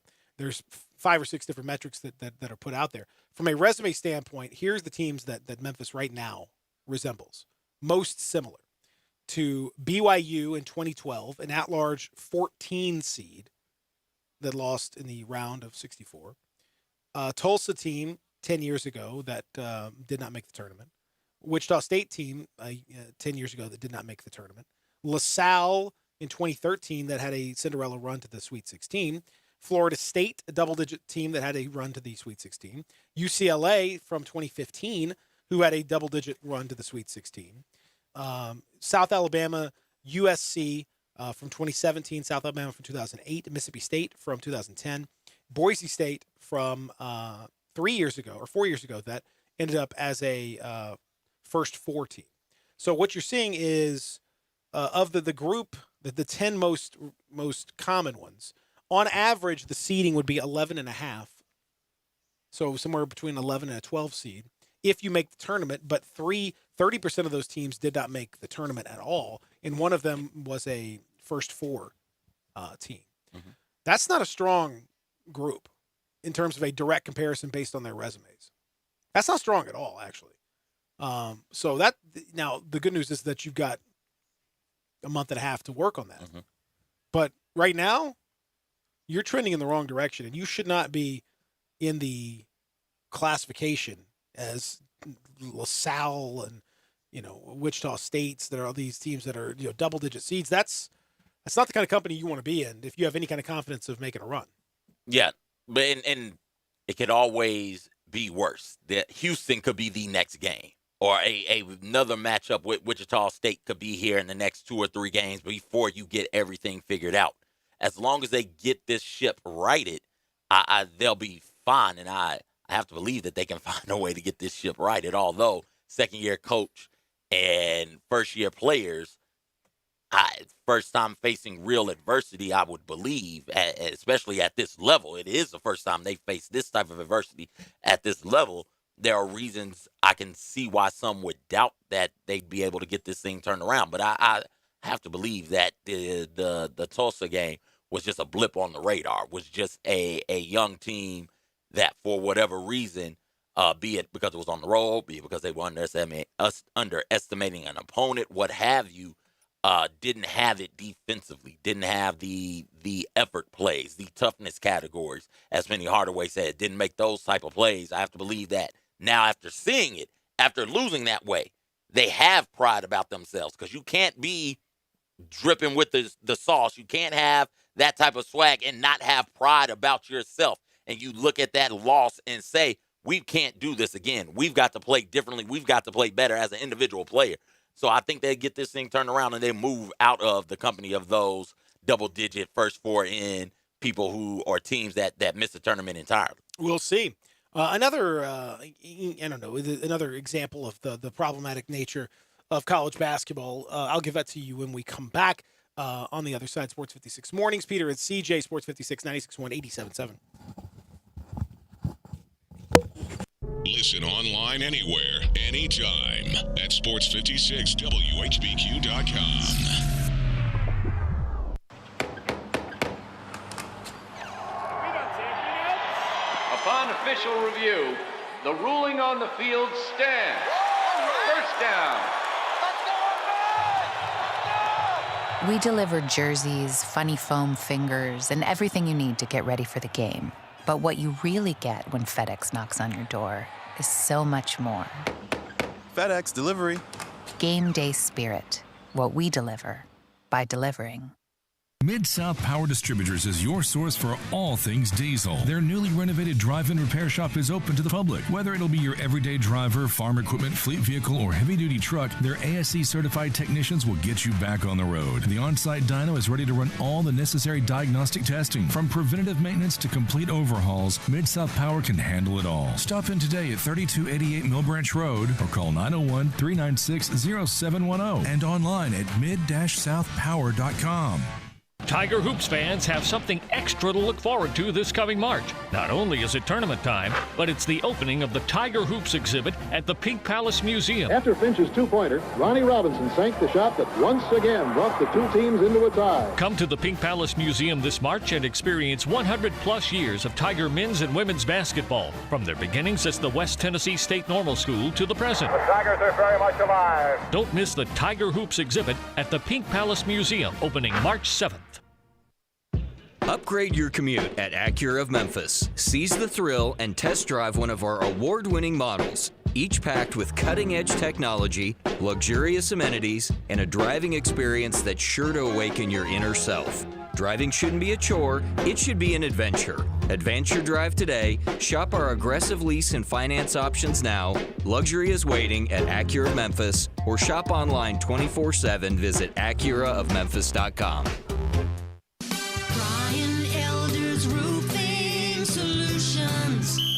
and the coach calls timeout. Wait a minute, you can't call timeout when you have leaks and Mother Nature is roaring through your home. A technical foul from outer space may be in order. Don't know about that, but we can measure your roof from outer space at BrianElderRoofing.com. So if you need repairs or wondering if you think you may have a claim, call me before you call your insurance company. And we've got 0% interest for 60 months with approved credit. We won't try to sell you a new roof if all you need is a repair. My friend Chris Price, a longtime donor of the U of M. Call him, 867-0303 or BrianElderRoofing.com. God bless America, Penny and Mike, and go Tigers. And now back to the game. Call 867-0303. Brian Elder's Roofing Solutions. Hi, Saver. Walgreens here. We like the way you save. Take coffee. You know it doesn't have to cost $4 a cup, so you make your own.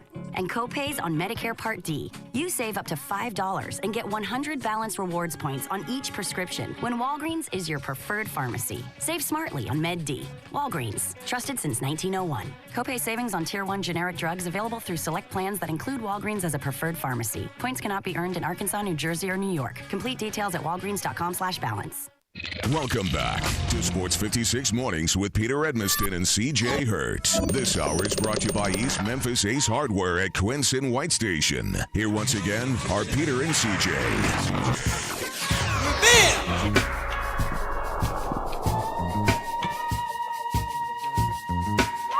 I'm mad.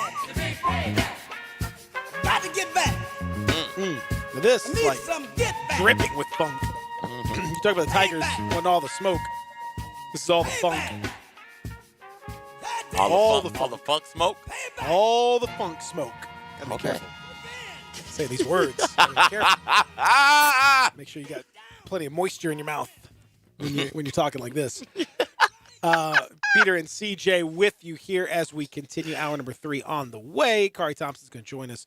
Have some fun stuff for you there. I mentioned another kind of sad state of college basketball situation. It's an interesting year. I think ultimately for the tournament it's going to be very good, and that's really all that college basketball seems to care about from an NCAA standpoint. They just love that tournament, and so throughout the season we're all just kind of biding our time to see how this whole seeding situation plays out. But it will make for a very wild 3 weeks in March. But Sam Vicente, my colleague over at The Athletic, has his big board. He's one of the draft people that I really tend to trust, and he does a really nice job researching, talking to people, all that stuff. And the way he starts his piece, his lead, is very indicative, I think, of where we are in college basketball. He says, look, I tend to be as honest as possible in columns like this because I think it's important for readers to have an unbiased look at where prospects and players currently stand in regard to their futures. So in that vein, I'm just going to lay it on the table. The guys that NBA scouts and executives have at the top of this draft just aren't performing right now, and it's depressing. Oh, that's exciting. That kind of tells you where we are right now. Let's just be quite honest. He says Anthony Edwards is shooting 38% from the field this month, and a lot of his scoring numbers have been racked up in garbage time when Georgia games are already out of hand. LaMelo Ball is done in Australia, and there are a ton of questions remaining about what to do with him. Cole Anthony hasn't played in 6 weeks and will be returning to a North Carolina team that is bad. James Wiseman decided to call it after 3 games. Tyrese Maxey's three-point shooting still hasn't bounced back yet. Simply put, the guys at the top of this draft just aren't really performing right now. No reason to sugarcoat it. It is what it is. So with that being said, this could be the perfect year for the Grizzlies to convey. Because this thing is rough at the top. Is there a reason? Like, I mean, I know the theory of Anthony Edwards is good, but I'm with Sam. I haven't seen it. I've watched the kid play. I'm other than that one game in Maui when he went crazy. He looks okay. Like, he's got good size, but he doesn't have a lot of burst. He doesn't seem like he's just dripping with athleticism. LaMelo Ball's a smart dude. He makes good passes and all that stuff, but I still got questions about his shot. Still got questions about a lot of things. I think he's a very smart. He'll make good play, but Lonzo's the same way. Lonzo's a smart kid and he makes good passes, but I don't know that Lonzo's been as impactful as you would expect the number 2 overall pick to be. Cole Anthony, huge question mark. Wiseman, same thing. Just don't know. Obi Toppin, He's played great. I have to throw him in the mix. Tyrese Halliburton, Iowa State. Does that ring your bell? Kid from USC, Okongwu. Does that ring your bell? Mm-hmm. Any of these dudes getting you hot and bothered here? Because this is a pretty in general, terrible. dudes don't get me hot and bothered, but from a draft standpoint, metaphorically speaking, no. But every draft has a gem in there somewhere. You just have to, yeah, and you have to. This is why I don't like drafts. I really don't. If I could snap my fingers today and make all drafts go away, I would. You have to be the right environment. The right environment and the right people around some of these young players make or break their career sometimes. Getting into a system that is not predicated on forcing you to change how you play and what you do, but rather looking at what it is that you do and how you play and trying to highlight what you do very, very well. I think that is the most important thing. If you put some of these players, unfortunately, they're going to go to like the Knicks. And no matter what happens, you're on the Knicks, and they just aren't going to be able to develop you or build you up in a way that is going to be necessary for you to be a good NBA basketball player. I can see James Wiseman still, to me, I think that he is closer to an Embiid type of player than he is to a player who you only play in certain minutes in certain matchups. Like, I think James Wiseman's athleticism, what he's able to do defensively, his ball awareness, his ability to go up and contest without fouling, I think that's enough to get him at the very top of the draft.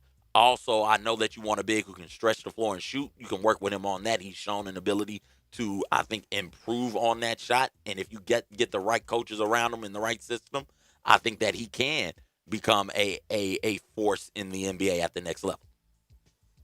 So of the ones you named, that's the guy.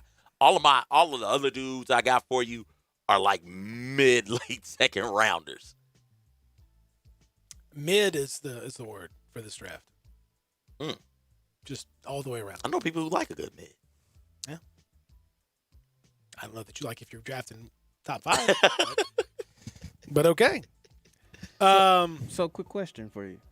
Would you rather have just one dart or multiple darts in this draft class with all the uncertainty that you think that is in this class? I mean, I would hate at this point to have like the top pick in this draft. This wouldn't be a fun pick to have fun draft at the top pick. And I do think every draft there's going to be some guys that are going to be okay. But like if you look back at the 2000 draft, for example, top of that draft, Kenyon Martin had a good, solid NBA career. Mm-hmm. Stromile Swift, we know about. Darius Miles, Marcus Fizer, Mike Miller was fifth, and probably as good as any of those in the bunch. DeMar Johnson, Chris Mim, Jamal Crawford out of Michigan, probably your best player, I guess, to that point. Joel Prisbilla, Keon Dooling, Jerome Moiso, Etan Thomas, Courtney Alexander, Mateen Cleaves, Jason Collier, Hedo Turkoglu, Desmond Mason. You can go up and down. That's not every draft is going to – you can have drafts where guys just aren't good. That's one of those drafts where you go up and down the list, and the best you can do is like, hey, he was a solid NBA player for his career. That's the best you got out of this thing. Your Marco Yaric's of the world and Hedo Turkoglu's, and I'm not saying this draft is going to be quite that way, but it might be. This is not one that gets you super pumped. So if I had picks like in the middle or towards the late, yeah, I could probably get myself fired up about some of these guys at that point in the draft. But at the top. No, nothing I've seen so far gets me excited about any of these dudes. Unfortunately, at the top of the draft right now is Golden State Warriors. So what they need though is somebody who can come in and have a nice career. You already got studs in Steph and Clay and Draymond, and we can throw what's the guard's name, D'Angelo, in there as well. So what you need is somebody who can come in and fill a specific role until they develop. But the Atlantas and the Kings of the world, yeah, that's not going to be good for them. Let's take a break. Come back with our friend Kari Thompson on the other side. I can't wait. Look at Kari back with us. Look at that vest. That is That seems padded. That seems like almost like you could run into. That is like Missy Elliott. I can't stand the rain. I mean, that is legit right there. Yeah. That's how I saw him. I looked up and he was just standing there with that vest on in the gym at Briarcrest. That's how I knew. I was like, oh, there goes Scar. Yeah. You could easily spot him with that. That's very, very simple. He's a big guy. He's got a big vest. I mean, it makes perfect sense. Back after this as we continue hour number 3, Real Sports Talk Sports 56, 96.1, 87.7.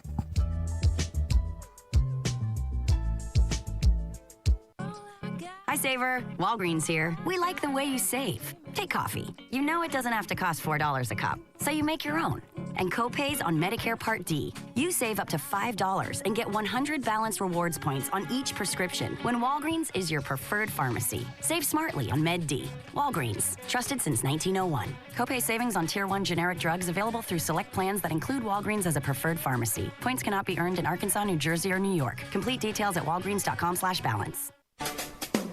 It's free furnace time. Hi, this is John Conway with Conway Services. Are you considering replacing your air conditioning system this spring? Well, January is one of our slowest months of the year. Our warehouse is full and our crews are slow. So to spark business during the cold winter months, Conway Services is giving away Carrier 80% gas furnaces absolutely free with the purchase of a standard Carrier air conditioning system. That's right, purchase a Carrier air conditioning system in the month of January and get a gas furnace absolutely free. That's up to $2,000 in savings. And if that's not enough, we'll include an April air cleaner, a 10-year parts warranty, and a free Nest thermostat. Plus, get your new system for as low as $114 per month or 12 months interest free. Now, you could do that. And you know, with Conway Services, you'll be receiving our award-winning service every time. So call Conway Services, the Mid-South's premier heating, cooling, plumbing, and electric service company. And the first 30 callers with a 10-year-old heating system, we'll come out and inspect it absolutely free. 384-3511. Conway Services. Call Conway today.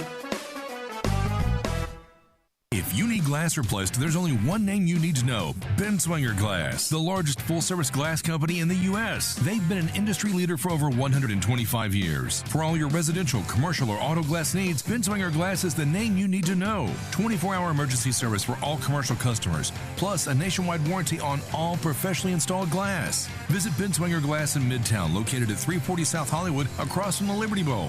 Visit their website, benswingerglass.com. Ben Swinger Glass. Kansas City and San Francisco are headed to the big game, and Sports 56 will be there. Join Eli Savoy live from Radio Row in Miami for Sports 56 middays and throughout the day, Tuesday through Friday. Get all the latest news and hear guests from around the league previewing the matchup. Coverage of the big game on Sports 56, 96.1 and 87.7 is presented by The Big Green Egg, Gateway Tire, Olive Branch Motorsports, and Southland Casino Racing. And also brought to you by Memphis Tourism and Sports Council. Campbell Clinic now offers daytime walk-in care, and you don't need an appointment. If you've got any kind of urgent break, sprain, strain, you can walk into any of their 5 convenient locations Monday through Friday from 8 until 4. There's no long wait you have to put up with the ER, and those doctors are really good, but they're not orthopedists. They're not world-renowned orthopedists who have come up with different procedures and written the manuals for them that are used everywhere in the world, and I'm not kidding you. And you can now see those doctors who treat the Tigers, the Grizzlies, the Redbirds. You can see them today without an appointment. And I'm talking Collierville, Germantown, South Haven, downtown at the Med Center, or even the Campbell Clinic Spine Center in Cordova. Now, if you've got something pressing, you got to go to work and you can bear the pain until the evening, there's Campbell Clinic After Hours. That's Monday through Thursday from 5 to 8 in Germantown, South Haven, even Saturday morning in Germantown. If you're injured, don't wait. Visit Campbell Clinic Walk-In Care or Campbell Clinic After Hours. We are Real Sports Talk. Sports 56, 96.1, and 87.7. Available on your radio dial at 560 AM, 96.1, and 87.7 FM, as well as online around the world at sports56whbq.com. Take us with you everywhere on your phone or tablet by downloading the Sports 56 app, and at home, tell Alexa or Google to play Sports 56. If it's happening in the world of sports, we've got it covered. Wherever you are, stay tuned to Real Sports Talk. Sports 56, 96.1, and 87.7. We are Sports 56, WHBQ Memphis, WIVG-FM Tunica Memphis, and WPG-FLP Memphis. Flynn Broadcasting Stations. Welcome back to Sports 56 Mornings with Peter Edmiston and CJ Hurt. This hour is brought to you by Acura of Memphis. Here once again are Peter and CJ.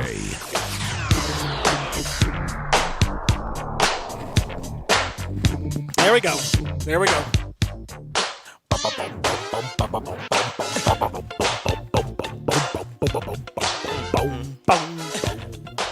What's up? Welcome back. Hour number 3. Is it 3 for real? Best hour of the day. It is not. Best hour of the day. I mean, Peter likes my vest. well, this thing is like, man, good. It's a flotation device. Man, I'm out here in Memphis with all this rain. We need to stay warm in these streets, man. I mean, What I don't understand about those pillowy. vests This is pillowy. is the fact that your arms are out. I know. Like, That's I my don't get that. signature. Your core is being warmed. That's my signature. You got to go with the vest. If my extremities That's my ain't swag. being warm, then like I'm still cold. I'm bringing the vest back, man. I'm bringing the vest game to Memphis. This is what I'm doing. I mean that is one of the most substantial vests I think I've seen. Certainly. Yeah, man. I mean, a lot of padding. Jordan brand, nothing but the best. You know what I'm saying? He is. He's repping the Jordan brand. Jumpman. You got all Nike. You got all Nike today. Yeah. So it's a Patriots hoodie underneath, by the way. Is it Nike? Yeah. It's Nike because you see the. What about the shoes? Nike. You know. What about the jeans? What about the jeans? Those are not Nike. Nike jeans. But they was black and they went with the look. Q. Q be proud of this look almost. I mean, I think Oh yeah. Yeah. Yeah. Q would have a hat though. Q would have a little more color DJ coordination. Q on Q would have like the 107.1. shoes would be fully red, Yep. with the red vest and a red hat, but red hat. nonetheless, Yeah. Still. Q our Q be dressing. our I know pal. Q. Yeah, you know Q. Yeah. Q couldn't take that to even just that. Oh yeah, he would notch take it to a more, higher level. just a little for bit. Just that's always him though. Welcome back. That is Kari Thompson, by the way, from the Commercial Appeal. Kari was in Tuesday for CJ. Oh, He's thank back. you for that. He's back already, which is fantastic. Now that CJ is back too. We've gone through so much today already. Before we get into any of these other debates and stuff, since you're stock and trade, you're at these high schools. You are out here in these streets watching these kids play sports. Yes. You're seeing what they're up to. That's what I do. What's the move this week? Like what are we looking at? What's the scene looking like? How impressive is Memphis area hoops on the boys and girls side compared to years past? So I'm going to Bartlett and Cordova tonight. I think I'm going to hit that doubleheader, boys and girls. So I think that'll be an interesting one to go to. Is that at Bartlett? I actually have to double check. Okay. But I just know that you'll know that tonight. That's the important thing is you'll know it tonight. Yes. By tonight you'll know where to go. By tonight I will know where to go. Yes. So that's where I'll be. Saturday is the Hotbed Classic down in New Albany, Mississippi. And that's where your Briarcrests and your Lausanne's, it's another hoop fest type deal, an hour and a half away. They got some out-of-state teams coming in. So if you want to see some boys hoops, man, you want to go for a little ride, Hotbed's always a good one. That was the one where I saw East play Mountain Brook last year. So I got to see James and Trendon and Olive Branch was down there. So, they typically have very good talent. I think the roster is good again this year. How is the East roster this year? They got a matchup with Chaminade, I think. Yeah, out of Missouri. Today. Yeah. How are they looking? The East is looking great, man. They're number one in my power rankings right now. They haven't lost to anybody locally. Their 3 losses are against, I believe, 2 Georgia teams and IMG. They beat everybody they played locally. So East is looking very good. East is looking good. Any shot clock issues we got? Do we need to bring this up at all? Are we good on that regard? I think we're good as far as shot clock issues. Okay. I mean, I don't think there's much more that can be said. I'm pro shot clock, Peter. Okay, you can still be anti shot clock. No, I'm just checking. I'm just checking in. I'm just checking in with you. Where are you on the Tiger discussion? Have you freaked? Are you sufficiently freaked out about the loss to Tulsa? No, I think you can have a bad game with a team full of freshmen. You know what I'm saying? Like good freshmen. Yeah, of course. I'm not in panic mode, but I'm also like not a Tigers fan, so I wouldn't be freaked out about it. I'm like a casual observer. I watch the Tigers and see what they do, and so I'm not freaked out about them. I think they'll be able to bounce back easily. They have too much talent. I just think that you have to put it on Penny because there's no way you should get beat by 40 with that much talent ever. Like, no way. That should never happen. What would a loss like this, and what does a loss like this do for you as a program recruiting these high school players? Like, it's maybe not in this year's class, but next year, that with Musa and them, like, it is loaded with talent in the area. Right. Missing the tournament or exiting the tournament this year in less than impressive fashion, losing in like a first four or a play-in game, excuse me. What do you think that would do for recruiting, especially the local kids in the area? I don't think kids are caught up in individual wins and losses. I think kids are caught up in their own individual plans. So if you're a kid, you want to basically determine where you want to spend the next 4 years of your life. Or if you're a one and done, you take a look at the roster and what it's looking like for next year. So, I think that you take the bigger look at Memphis as a whole, and, the question is, do I trust Penny Hardaway to develop me and get me to the next level that I want to get to? Because that's their pitch. They want to pitch that this is a program that can get you ready for the next level to be pros. So if you trust that pitch, I don't see why a egregiously bad 40-point loss would deter you from doing that, because your goal is to get to the NBA. And if you trust Penny to get there, then why would that turn you away? Well, do you think Penny has developed the freshman he has this year into NBA players? Well, I think the one that was really that we were counting on to be like a first rounder type guy is Precious. And, I think Precious has been playing well. Precious has been playing a role this year that he didn't want to play. Like, he's playing the 5 for them. He's having to bang down low. And ultimately, I think it's good for him to add that type of stuff for his game because, he's 6'9". He needs to have that in his arsenal. He can't just be a finesse guy. So I think it's good for him to get some experience banging down low. And I don't think Precious has hurt his stock much at all. Peter could probably be better at answering that question for me. No, I don't think he's hurt. I don't think he's hurt. Precious is a player where you, as I've talked about, you have to kind of project what he does at the next level. You have to look at because what he's doing now is not necessarily reflective of the way he's going to be used in the NBA. So you have to kind of think about, okay, well, what would I do with him? What would my team's plan for him be? And in the right plan, depending on how you feel about his shot developing a little bit more and all that, I think he's a phenomenal prospect if you think he can develop that shot to some degree, because his versatility is exactly what the NBA needs right now. It's exactly what you're looking for from a player. He's multi-positional. He can handle the ball a little bit. He can, in theory, shoot it from the outside. Certainly he's good around the basket, very athletic, good defensive player. All that stuff's good. So yeah, that the impact for him is just going to be, as long as the team continues to struggle, he's going to catch a little bit of that. You're going to get the fallout from that. You're going to get some of the shrapnel from a bad performance or bad performances. The thing that's interesting to me, though, is I look through. We were talking about Sam Vicini, my colleague over at The Athletic. His big board, he's got the top 100, and we were talking about how good the Tigers are and all the recruiting class and everything else. Well, if you look at the top 100.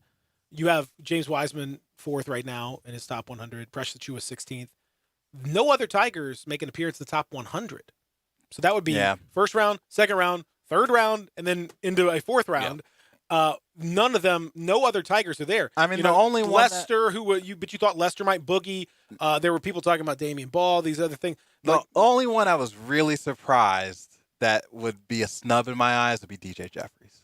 DJ is the main one that people could have argued, like, okay, this is a dude with next level potential. Like, I don't know. Lester and Boogie and them were good, but I didn't think coming in that these were NBA ready guys. Like, I thought I thought the Tigers maybe going in had 2 first round guys, maybe a third, draftable guy with DJ, and Wiseman and Precious. But, Wiseman's obviously gone and still going to get drafted. Precious, I think, stock stayed the same. And, DJ, he's been having a up and down year, but he's been mostly one of the Tigers' better players for sure, and definitely, arguably, their best scorer. So, well, I mean, I think he's a good player again, but it's the issue for Penny. We were talking about this a little bit in the last segment. The issue is going to be if they don't turn this thing around, if things just kind of continue in the same vein where they're just like a pretty good but okay sort of team and no one's really standing out from an individual level, the sales pitch is, I'm Penny, I've done this before. I got a high profile. I'm an NBA guy. I know how to take you to the NBA. I got NBA staff. We play NBA offense. We play NBA defense. We're NBA. And I take these dudes, and not only have I not taken these dudes and put them in the first or second round, their stock is arguably worse than it would have been otherwise. Well, now next year, what you're selling to those recruits, it isn't nearly as impressive as it was a year ago. Well, you would still have two.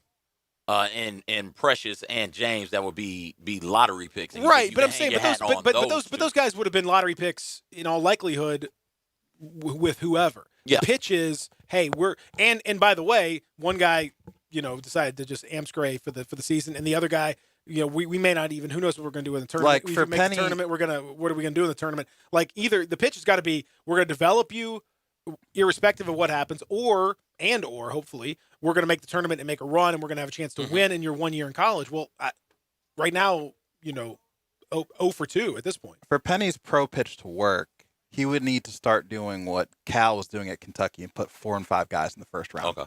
Like that is the ultimate, like, if you want to sell that to kids, that's the type of results. What Duke's doing, like the last few, I mean, just bam, bam, bam, top 5 picks every single year. How strong is it when you talk to these kids and at the high school level?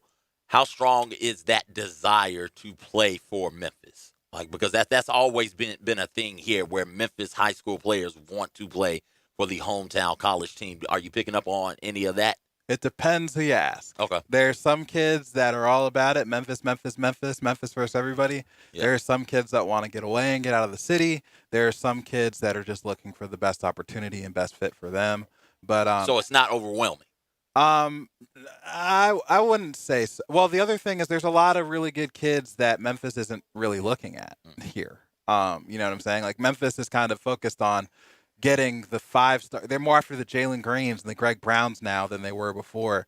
And you can see that with the way they recruited last year. Like, yes, they had James and Malcolm and DJ, but also they made sure they went out and they got their Lesters and their Preciouses and their Boogies. So as they start to get more of the Lesters and Preciouses and Boogies, you can see some of the emphasis starting to shift away from the local kids because, in this class, the 2020 class, right? These high school seniors, who was Memphis recruiting locally? Nobody. It was Matthew Morrell, and now it's not. You know what I'm saying? Cam Matthews, best senior around. He's gone to Mississippi State. Memphis is, didn't get him. And so then you start to look at the juniors. Okay, they're recruiting Kennedy. They want Kennedy. Mm-hmm. They want Musa. Who else do they really want? I mean, yeah, you got Mason Miller at Houston. Because he's Mike Miller's son. There's a bit of a connection there. There's a bit of a connection. I hope they can do well with him. Yeah, so I hope they can do all right with him.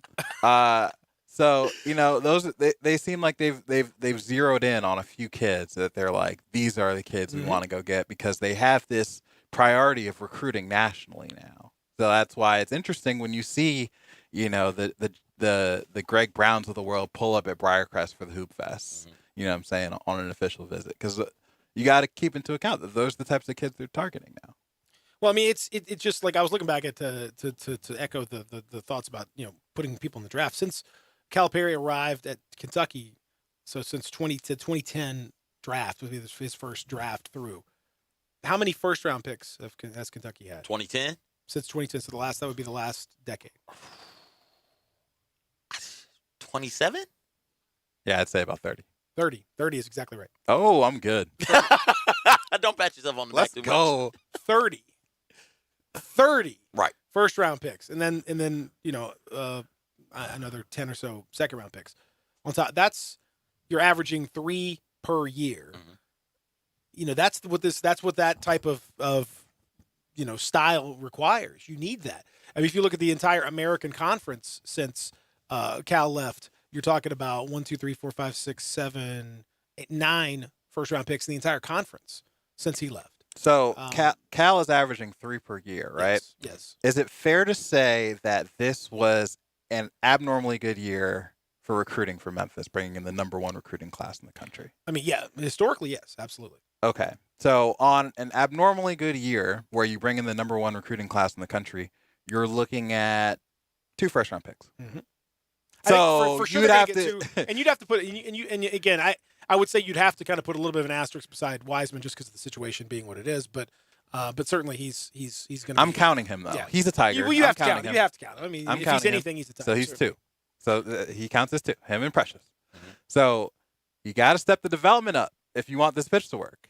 If you're supposed to be averaging 3 first-round picks a year, like you got to start turning out these first-round picks. Yeah, and the surprising thing, or the most surprising thing about the development for me is Boogie Ellis. That's a kid who was comfortably inside the top 50 in everybody's recruiting rankings coming out. I think I saw somewhere as high as 38, mid-30s, late 30s. And he now is not playing. Oh, he's absolutely starting awful. To not playing a lot of minutes, certainly not playing, not making an impact when he's on the court. And that was your third one, I thought. Okay, you get James, Precious, and Boogie into the draft, and then this thing kind of keeps rolling. Maybe you get a Lester or a DJ sneaking into an early second round type of situation.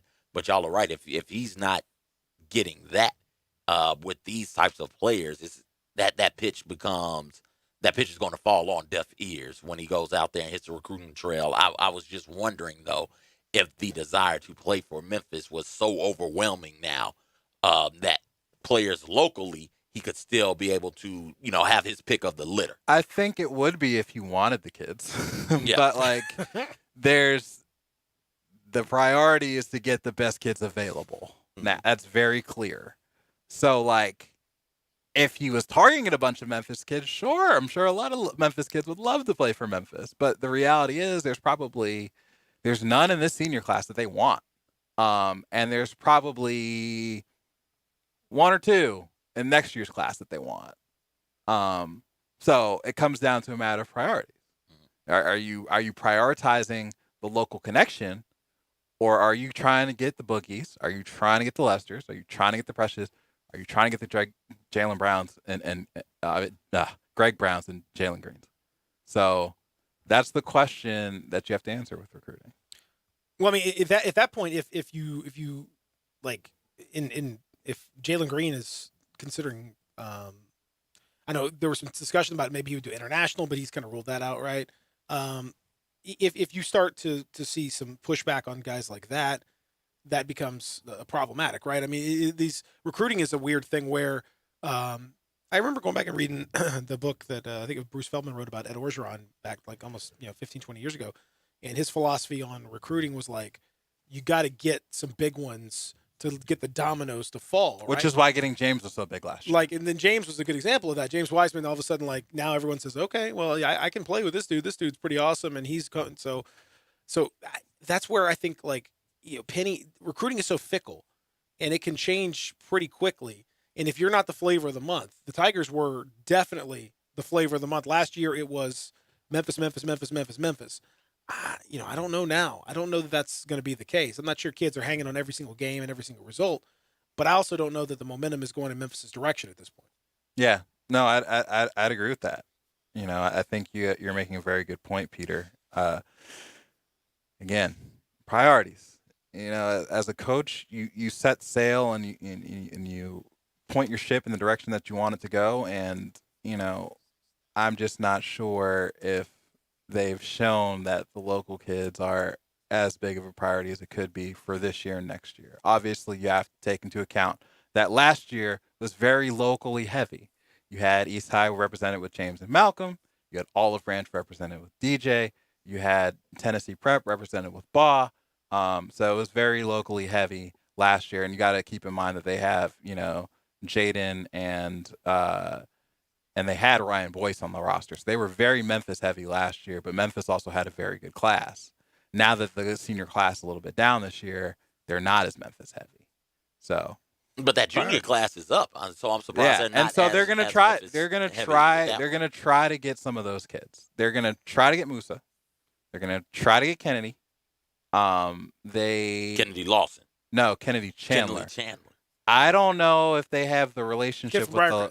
Yeah, there are a bunch of Kennedys floating around here, I feel like. Am I mistaken? No, there's a bunch of Chandlers. Chandler. There's That's Chandler what it is. Lawson and Kennedy Chandler. There we go. That's where I'm getting thrown off. I don't know if they have the relationship with the Lawsons. Okay. To get Jonathan, could change, but I haven't heard a lot about Memphis with Jonathan.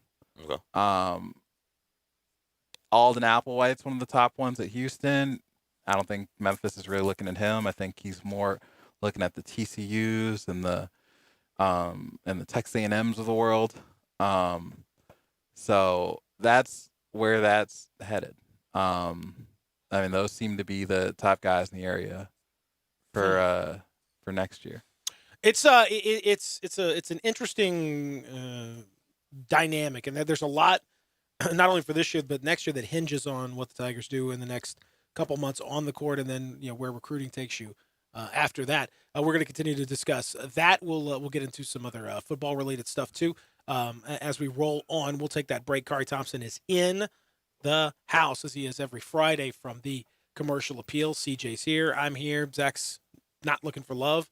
But maybe he should be. Who knows? He hates love. He hates love. The man hates love. He's the Grinch of love. The Grinch of love. His heart is 2 sizes too small. Let's open that heart, buddy. Open that heart.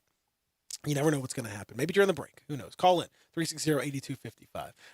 Real Sports Talk, Sports 56, 96.1, 87.7. Broadcasting from the Family Leisure Studio, we are Sports 56, 96.1, and 87.7. You'll see the dedication in every single step. You'll see it in the smiles, when the smiles are hard to get. You'll see it in the little things that add up to success. The caring and passion are the things that we love best. Wolf Chase Limb Brace is your Mid-South provider for orthotics and prosthetics. They are an ABC accredited facility, and their practitioners are ABC certified. At Wolf Chase Limb Brace, their services include artificial limbs, legs and arms, braces of all kinds, and custom molded inserts. You can call them today at 901-507-7821 for their location on Highway 64 in between Germantown Parkway and Appling Road, or visit them at their new location in Jackson, Tennessee. That number is 731-660-5900, or visit them on the web at wolfchaselimbembrace.com. Our life to yours. Wolf Chase Limb and Brace. Farmers Insurance knows that there's a not-so-subtle difference between the sound of a car hitting your rear bumper and the sound of a clown car hitting your rear bumper. Whoa, whoa, whoa, whoa, whoa! Sorry about that. We call that a three-ring fender bender, and we covered it. Talk to a farmer's agent. They know a thing or two because they've seen a thing or two. Call Chad Gatlin at 901-235-1176 or get a fast quote at memphisfarmers.com. We are farmers. Bum, bum, bum, bum, bum, bum. Underwritten by Farmers Truck Fire Insurance Exchanges and Affiliates. Products not available in every state. Mid-South Power Distributors is your source for all things diesel. For more than 26 years, they've supplied all the diesel parts that you need. From simple repairs to complete overhauls, they have it all. Whether it's heavy, medium, light duty, agricultural, marine, or off-road, Mid-South Power is the leading source for all things diesel. Fuel injection, turbochargers, engine parts, alternators, starters, and brakes, they can supply all the parts and services you need. Stop in today at 3250 Mill Branch Road in Memphis or call 901-396-0710. Got something you want to get off your chest? You better have a backup plan. Want to join the conversation? Someone needs to tell him he has to grow up. Join us on the First Bank phone lines at 360-8255 or the First Bank text line at 67129. The Vargas family, legendary Memphis restaurateur, starting with Mr. Charlie and continuing today with his grandchildren. Brett, it just dawned on me the other day that while Memphis is celebrating its bicentennial, the Rendezvous has been here well over one-third of Memphis's existence. Someone asked me if we remember the day the Rendezvous started, and I tell them no, because if we thought it was going to last this long, we'd have kept much better records. But we're not a place to rest on our laurels or reputation. We're always trying to add new things to make our customers' experience more enjoyable. Friday lunches have always been special because we give away our red beans and rice. But we are now adding a sausage sandwich. It's the same sausage we serve on our cheese and sausage plate, but it will be served lengthwise on the bun with beans and slaw on the side. We've also partnered with a company called Devillet out of Dyersburg to introduce a new sweet glazed mustard with Rendezvous seasoning in it. It will really go great with a sandwich. I still recommend adding slaw. My grandfather had a hot dog stand on Beale Street in 1916, and we've come full circle using his slaw on our hot dogs. Hope to see you this Friday at the Rendezvous. In the alley in downtown Memphis. Welcome back to Sports 56 Mornings with Peter Edmiston and CJ Hurt. This hour is brought to you by Acura Memphis. Here once again are Peter and CJ.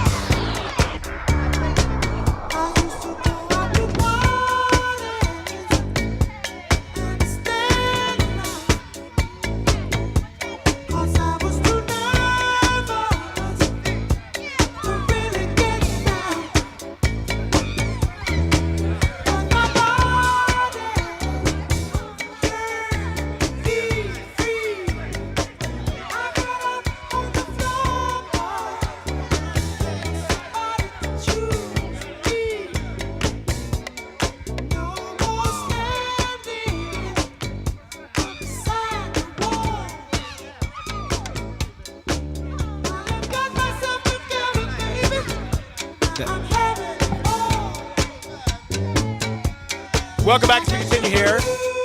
Sports 56 Mornings. What? You got it. You got it. We got CJ.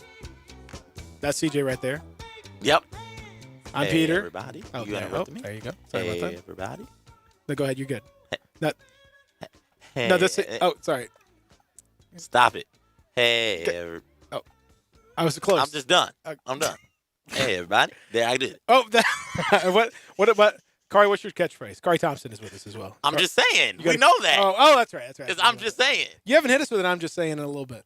Say something really obvious and then say, I'm just saying. Or say something real cryptic and it doesn't necessarily even. Hey, I'm just saying. Hey, Peter, what's my name? Kari Thompson. Where do I work? Commercial appeal. I'm just saying. Just drop the mic I there. forgot the 2 questions set up. There's always 2. It's a fair point. Oh, yeah, I promise you something a little fun here in this segment. Our friend Terry from East Memphis Ace Hardware joining us on the program now. Good morning, Terry. I love what you guys are doing over at East Memphis Ace Quince and White Station, and I know you wanted to tell our listeners a little bit about some of the things that are going on over there. How are you? I'm doing good. How y'all doing this morning? Doing good, buddy. Terry. How are things at Ace? Doing good. Yeah, I was going to call y'all and let y'all know a little bit about our store. Go for it. We got new owners here, a couple of good fellas, Philip and Jared Carter. We offer some good things at the store. We have Benjamin Moore Paint, Clark Kensington. We do custom tinting. We got a great grill section selling the Big Green Egg, Traeger grills, and Weber. The guys have offered a great addition to the store, doing key fobs for cars. We have great customer service and knowledgeable employees. You're a big Traeger guy, Terry, as I recall, right? Yeah, I love my Traeger. You out there grilling? You gonna be grilling anything anytime soon? Yeah, we occasionally do some grilling during the holidays. Allow the customer to come down here and taste a little bit of what we're doing. But yeah, I like my Traeger grill. I know. What you like about it, Terry? I think it's far better than any of the other grills. It's a real lady-friendly grill. They don't have to deal with any gas or wood or charcoal. It's electric. It kind of grills on its own. And the grills we have down here now are Wi-Fi, so you can hook it up to your phone where you can sit in the house and watch a football game and check on your grill from the couch. That's what a time to be alive. Yes. You just over here, watching the game and whip out my phone. Oh, look, I turn that heat up a little bit. Let me just turn that heat up real fast. I'm good to go. I don't even have to move. Oh, the lazy man's grill. This is wonderful. Well, yeah, us guys like to watch our football and still do a little cooking. Yeah, listen, you can do whatever you want. It's fantastic. The key fob area is great, as we talked about. Those of you that have those expensive key fobs, you can save yourself a lot of money by going and checking out what's going on with Lou and the folks. Well, in the key you center. You come here and get a key fob done. It's a lot cheaper than going to a dealership or something. No question. They're going to charge you a little extra. Oh, we got a pretty good price on them. No question about that. Again, where can they find you, Terry? They can find us at 5143 Quince and White Station over here by Three Little Pigs Barbecue. Sounds Everybody good. ought to know where that's at. I hope so. I think they do. Right in Billy Hardwick's right next to you if you want to do a little bowling. Yes, sir. We're over here by the bowling alley right in the corner. That's it. So come by, say hello to Terry. Terry's a very friendly guy. He will help you, especially with that cooking if you want to do that. Terry, thanks, man. Appreciate it. Thanks, Terry. All right, I appreciate y'all letting me get out to your listeners. Absolutely. That's our friend Terry from East Memphis Ace Hardware. Kari and CJ, Peter, Zach, all with you here on the program. Key is dialed up on the First Bank phone lines. Want to talk a little about the Tigers. What's up, Key? Hey, CJ, Peter, Corey, and Zach. How are you, Key? What's happening, Key? Hey, everybody. What's good? I know. I couldn't. I can't love match CJ. I can't match you. But you can't, but I like that impression, baby. Keep working on it. One day you can be like me, Key, baby.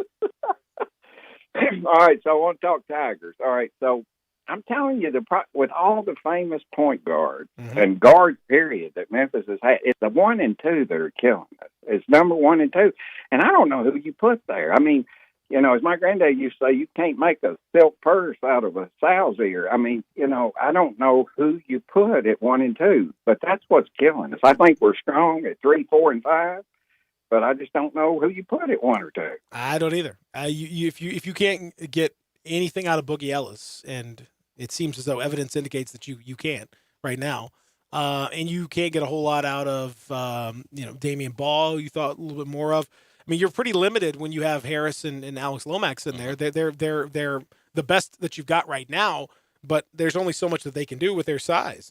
And in college, with the way it's set up, if you don't have the right ball handler out there orchestrating everything, it is harder for you. And Preston Achua, as great as he is, still needs somebody who can enter the ball into him. And that is where that thing gets real glaring. Yeah, well, I just wanted to share that. That's my synopsis on it. I feel sorry for Penny. I feel sorry for the team. I feel sorry for Lomax and Boogie and Tyler Harris, because I just don't think they're up to it. It would appear not. Key, it's okay though, buddy. It's all right. Have yourself a good weekend anyway. All right, thank you, sir. Thanks, Key. Up to it. That seems. Well, they might be. They still might be.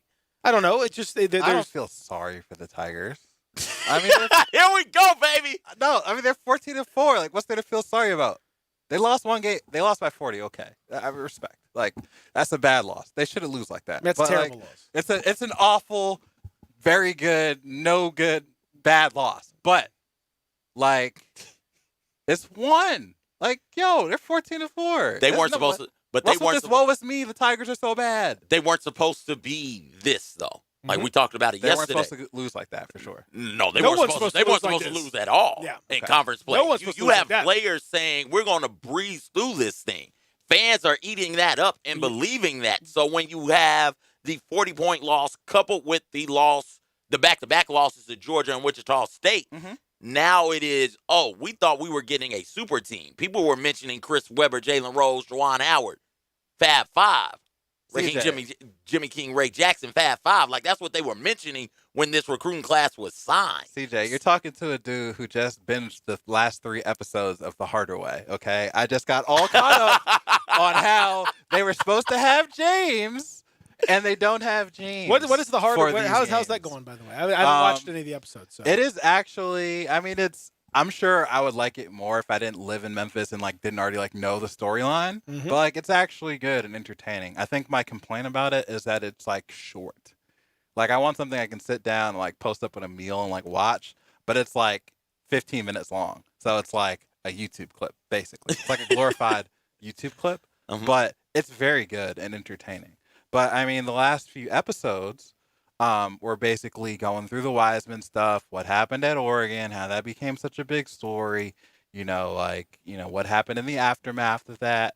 And so I just think that this team got caught off guard by what happened at James, because you're expected to have James. James was what made this the #1 recruiting class. And on top of that, he recruited a lot of these dudes. So to not have them, to not have him has to be jarring both on and off the floor. So this team is clearly not what we thought it's going to be because we don't have James. So it's it's time to recalibrate expectations. Yeah, not to the point this is a long time, man. I mean, that was the third game of the year. You 3 games. Stuff like that lingers over teams. Well, I mean, at this point, it's been 2 months plus. So if it lingers anymore, it's going to linger right off to a terribly disappointing season. Correct. I mean, you can't. I'm not denying that. I mean, you take away. You were supposed to have. Even without James, you had 2 top 50 players and 2 more just outside the top 50. And Keonis and has Boogie played like a top 50 player? He was top 50. That's what they told us. And then you have he hasn't guys played like a top 5,000. The whole class was top 150, and the Damian is 102, just outside of the top 100. This is coming from a guy who writes about recruiting nonstop. These recruiting rankings are opinions. These are what other people think from watching kids. This is not set in law. This is not a definite. I mean, you have plenty of NBA guys who were 2 stars. Yeah, Like, but what was but James listen, Lillard's ranking coming out of high school? No, I mean, there are definitely examples on both sides. There are definitely guys that are 5-star that disappointed greatly. There's definitely guys that were 0 stars that came up and played fantastic. Individual examples, sure, but the preponderance of evidence, the statistical evaluation of years and decades of this evaluation that people put on these star rankings indicates that it's actually pretty accurate. Like, by and large, there will be deviations, as there are in every example of whatever you want to throw out there. But statistically speaking, over the course of the last 15, 20 years, those have been a pretty good indicator of a player's likelihood to be an NBA player. The more stars you have, the more likely it is that you have gone on to a professional career. So I can't just diminish it and say, like, it doesn't mean anything. Like, in these cases, it might. That's correct, but what do NBA teams look for when they draft nowadays? It's different. They're not looking for production or who's the best college player. What they're looking at is who's the 19-year-old that we can develop into a 23-year-old superstar 4 years down the road. And I will say that's what it's about. Yeah, but I'll say I'm going to disagree a little bit, and only in the sense that I think now, and maybe this year is going to be an example of it, but last couple of years we've seen teams let guys like Jalen Brunson, for example, this year with the Mavericks, or you could look at Brandon Clark. These are guys that were little older, maybe had multiple years. Over the last 10 years in the NBA, the trend was, hey, let's get the youngest dude we can find and let's just try to develop it. Oh man, what's it all about? Potential. And you were really penalized if you spent a lot of time in college, because obviously something wasn't right. You weren't good enough to come out early. So you must have a ceiling on what you can be. And I think that's changing. Like, I think you're seeing now with as many guys coming into the league of late, your Malcolm Brogdons, who goes out there and wins Rookie of the Year. You have him in a second round, or super experienced player. These guys, when they've making this impact, I think that is affecting draft boards. I think they are. I'm not going to say every team is the same, but from what I hear, teams are starting to realign their board a little bit to take that into consideration, to take production into consideration. So, guys that are maybe you wouldn't necessarily think of a Tyrese Halliburton as being quite as sexy of a pick maybe in years past, but he's moving up a lot of boards because he just keeps putting up like triple doubles and doing crazy stuff, even in the midst of what's a pretty mediocre at best Big 12 this year. I think Brunson's a good example from my point, because Brunson was a McDonald's All-American. Brunson was a 2-time national champion and the point guard on what was very clearly his last year in the college basketball universe. Clearly the best team. Yes. Like, no question. Like, yes. Blew out Michigan in the title game. Great team. For him to be a borderline first or second rounder, I think he did get penalized by a lot of those factors that you just mentioned. The fact that I'm saying you're right. I'm saying that teams are realizing that, and they say, "Oh, wait a second, we've got this wrong. Like, we can't do this anymore." Yeah. I think you're seeing now a reaction to that, where you say, "Oh, okay, you know what? We kind of undervalued this stuff. Now we're going to start kicking it back." I think you'll start to see this year, especially because at the top, your Anthony Edwardses and your Wisemans and Maxey's and Cole Anthony and all these guys are not overwhelming selections. This is not Zion. This is not Ja. These are not guys that are stone cold locks. So why wouldn't you take a guy that has a little more pedigree at this point, that is going to be, maybe he's not going to be like an all-star. Jalen Brunson's probably never going to be like an all-star, but he's going to be a very solid, excellent player for you for a decade, and that's pretty damn good. Yeah. No, there's no question that's a very good pick, but I don't know. I just, from what I've seen, just casually watching the draft as a fan, last couple of years, teams go young. Man. They've been doing that forever, man. It's just what they do. Age is a big deal. All these guys, all these analytics guys that are working these draft boards. It's about these projections, man. Yeah. What they think you can be in year 1, year 2, year 3. And that year makes a big deal. Like, it makes a big difference. Like, that 1 year of production, it's a major thing. It's like, for example, you have Grayson Allen, who is a second-year player in the NBA, who was a teammate of Jaren Jackson Jr., who was a second-year player in the NBA. 4 years separate those two guys. Same thing with Brandon Clark, who's a rookie. He's 3 years older than Jaren Jackson. It's that stuff. Like, Jaren Jackson as a second-year player is still the youngest player on the team. All things being equal, the younger player is always going to have the advantage because you feel like you can project out more of what they can do. All I'm saying is I think that is now that innate advantage is starting to diminish a little bit. I do think that unless a player like a guy like Jaron is obviously going to be a big time player, you could just see like he's just dripping off of this guy. Like he's a star. Are any of these young dudes in this draft just dripping with star potential? No. I don't see any drip whatsoever. No, not much drip. Not much drip. I watched like Anthony Edwards play. I mean, I'm trying. Good. I'm trying. You can put the ball in the hole. I'm trying to see. He's like a 37% shooter. Come on, man. That's for a dude that's that big. And come on. He's got that like Harden-ish like type to his game where he like maybe I don't volume shooter like. You know what I'm saying? It's kind of he'll get his 40 more towards but... Dylan Brooks type situation. Volume shooter. You gonna shoot? Light skinned mama, baby. Yes. Woo! Boy, Dylan's having some. Leave the yellow mamba alone. The machine. The machine is having some problems. I don't know if you've seen the Instagram drama, but it's no. Ooh. How have I missed the Instagram drama? Oh boy, yeah. He's yeah. I mean, may have gotten a little too prolific at some of the volume shooting. Well, I I don't. So pardon me while I check the Instagram. I don't know if right this very moment you need to. What's check his, it right what's now. his handle? Is it at Yellow Mamba? It won't be at his. You have to look up the. I don't even know the names. You just search for it on the Google and it won't take you long. All right. I think Black Sports Online had the whole thing. You know how they like to. Yes, I do. You know how they like to do it. So if you check that out, you can probably find all that you need to know about his situation.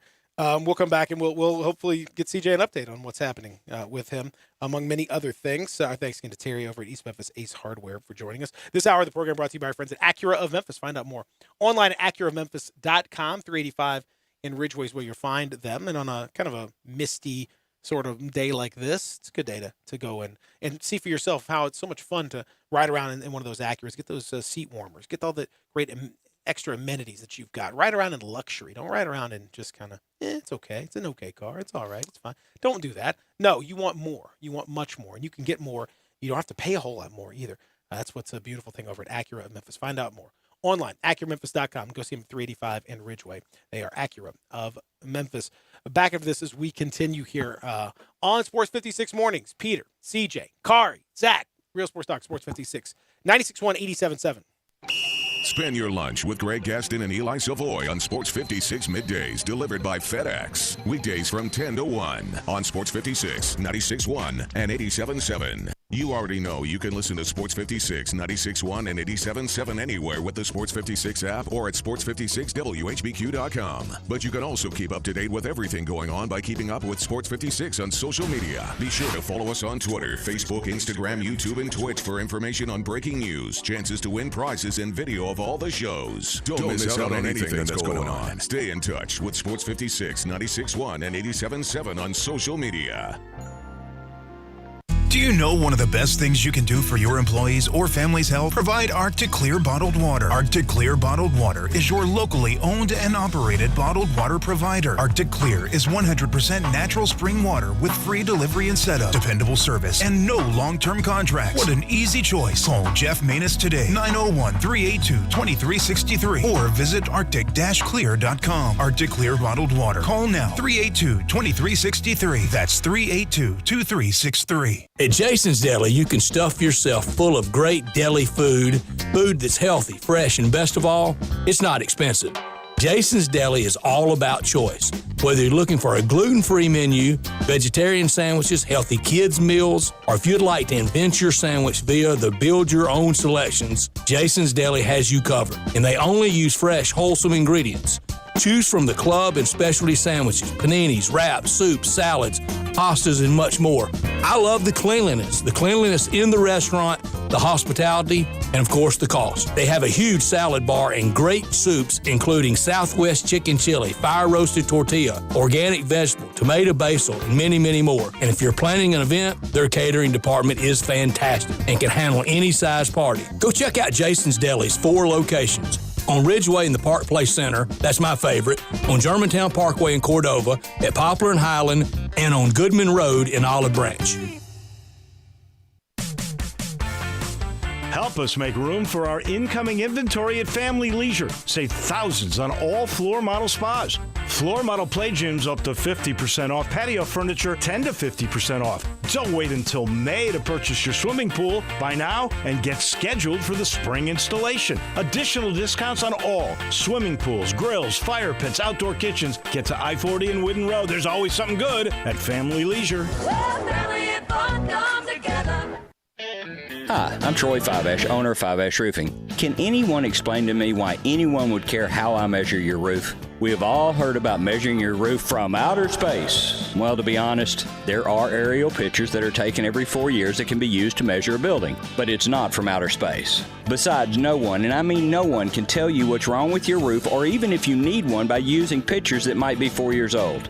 If you would rather do business with a family-owned and operated business with a lifelong tie to Memphis that refuses to mislead or use gimmicks, please give me a call. Best products, best warranties, and the best customer service we know how to provide. Fiveash Roofing, proud partner of the Memphis Tigers and the official roofer of the Memphis Tigers home team. Fiveash Roofing, fair, honest, and ethical. 367-0050 or memphisroofer.com. 367-0050 or memphisroofer.com. Fiveash Roofing, it's what we do. We're here for you.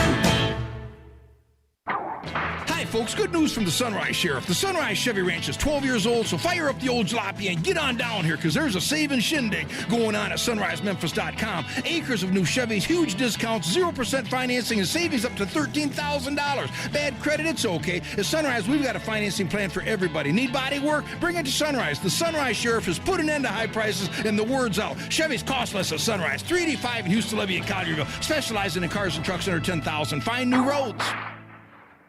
Welcome back to Sports 56 Mornings with Peter Edmiston and CJ Hurts. This hour is brought to you by Acura of Memphis. Here once again are Peter and CJ. Just as fine as she can be. Hey, she's a bad mamma jamma. Just as fine as she can be. Her body measurements are perfect in every dimension. She's got a figure that's shown of great attention. She's poetry in motion. People sight to see. I get so excited. Did you get updated on the situation, CJ? Oh yeah.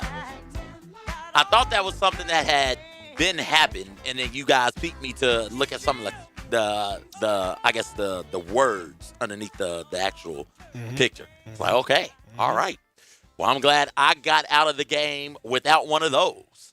Yeah, I think that's good news all around right there. Just they make it hard. Made it through, got out the game at the right time. Hung Right the jersey time, up. man.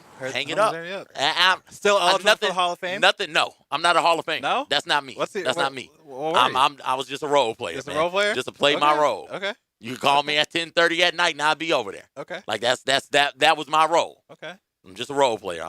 I am the Peja Stojakovic of my generation. Oh. Yeah, just a Peja solid. was a shooter, man. I was a shooter also. Yeah, that's not bad. just play my position. That's all. All right. He's Not gonna do anything. kind of a volume shooter, though. Okay, give me somebody else because I was not a volume. I was Austin Crocier, Indiana Pacers. That was me. That's me. Okay. That's my too career. much of a throwback. We need to modernize this. Well, we can. Give me somebody who's just a regular role player. Somebody who is just nothing really spectacular, nothing really special. He comes in the game and does. Tyus Jones. I was the Tyus Jones. Okay.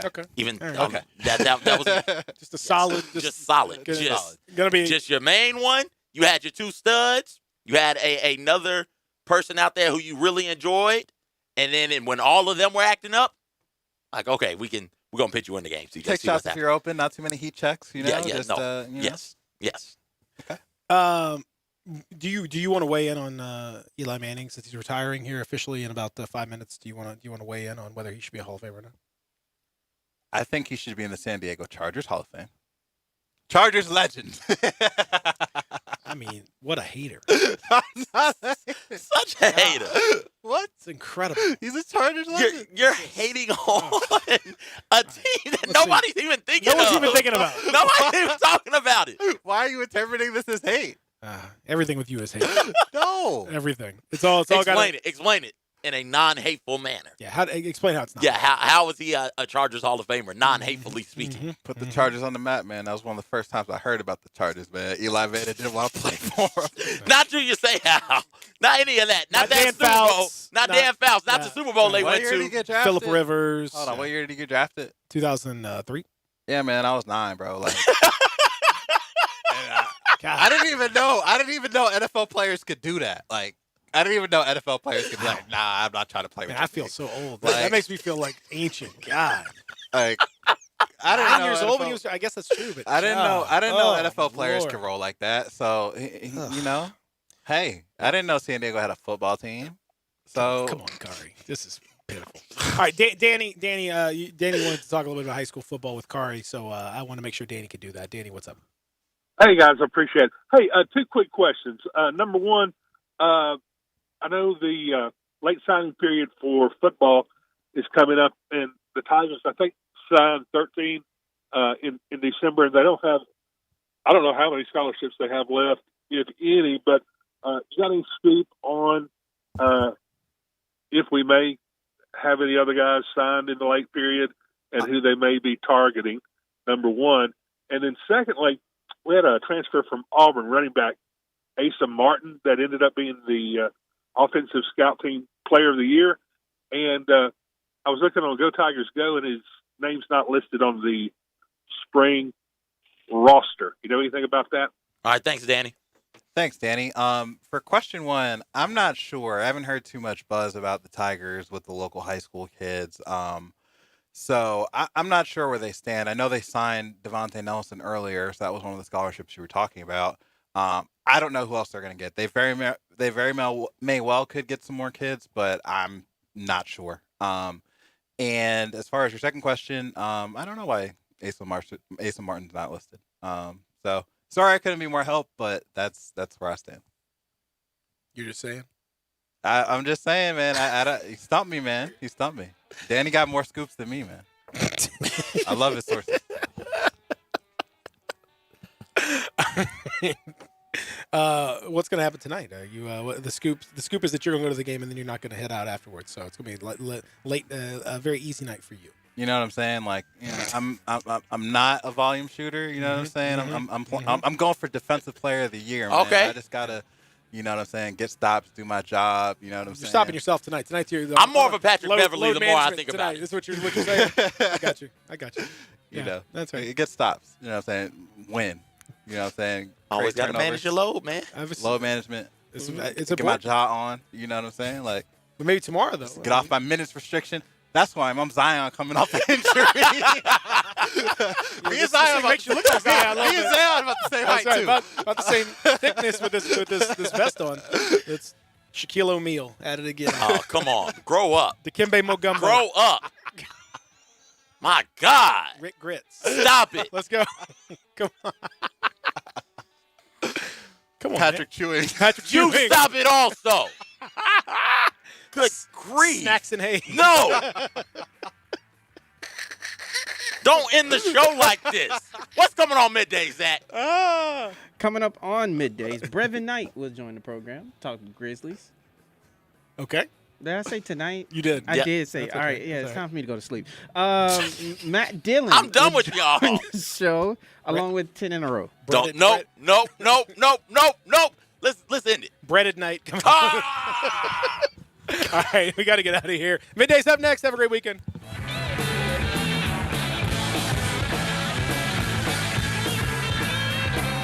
Due to an upturn in the economy, Main Street business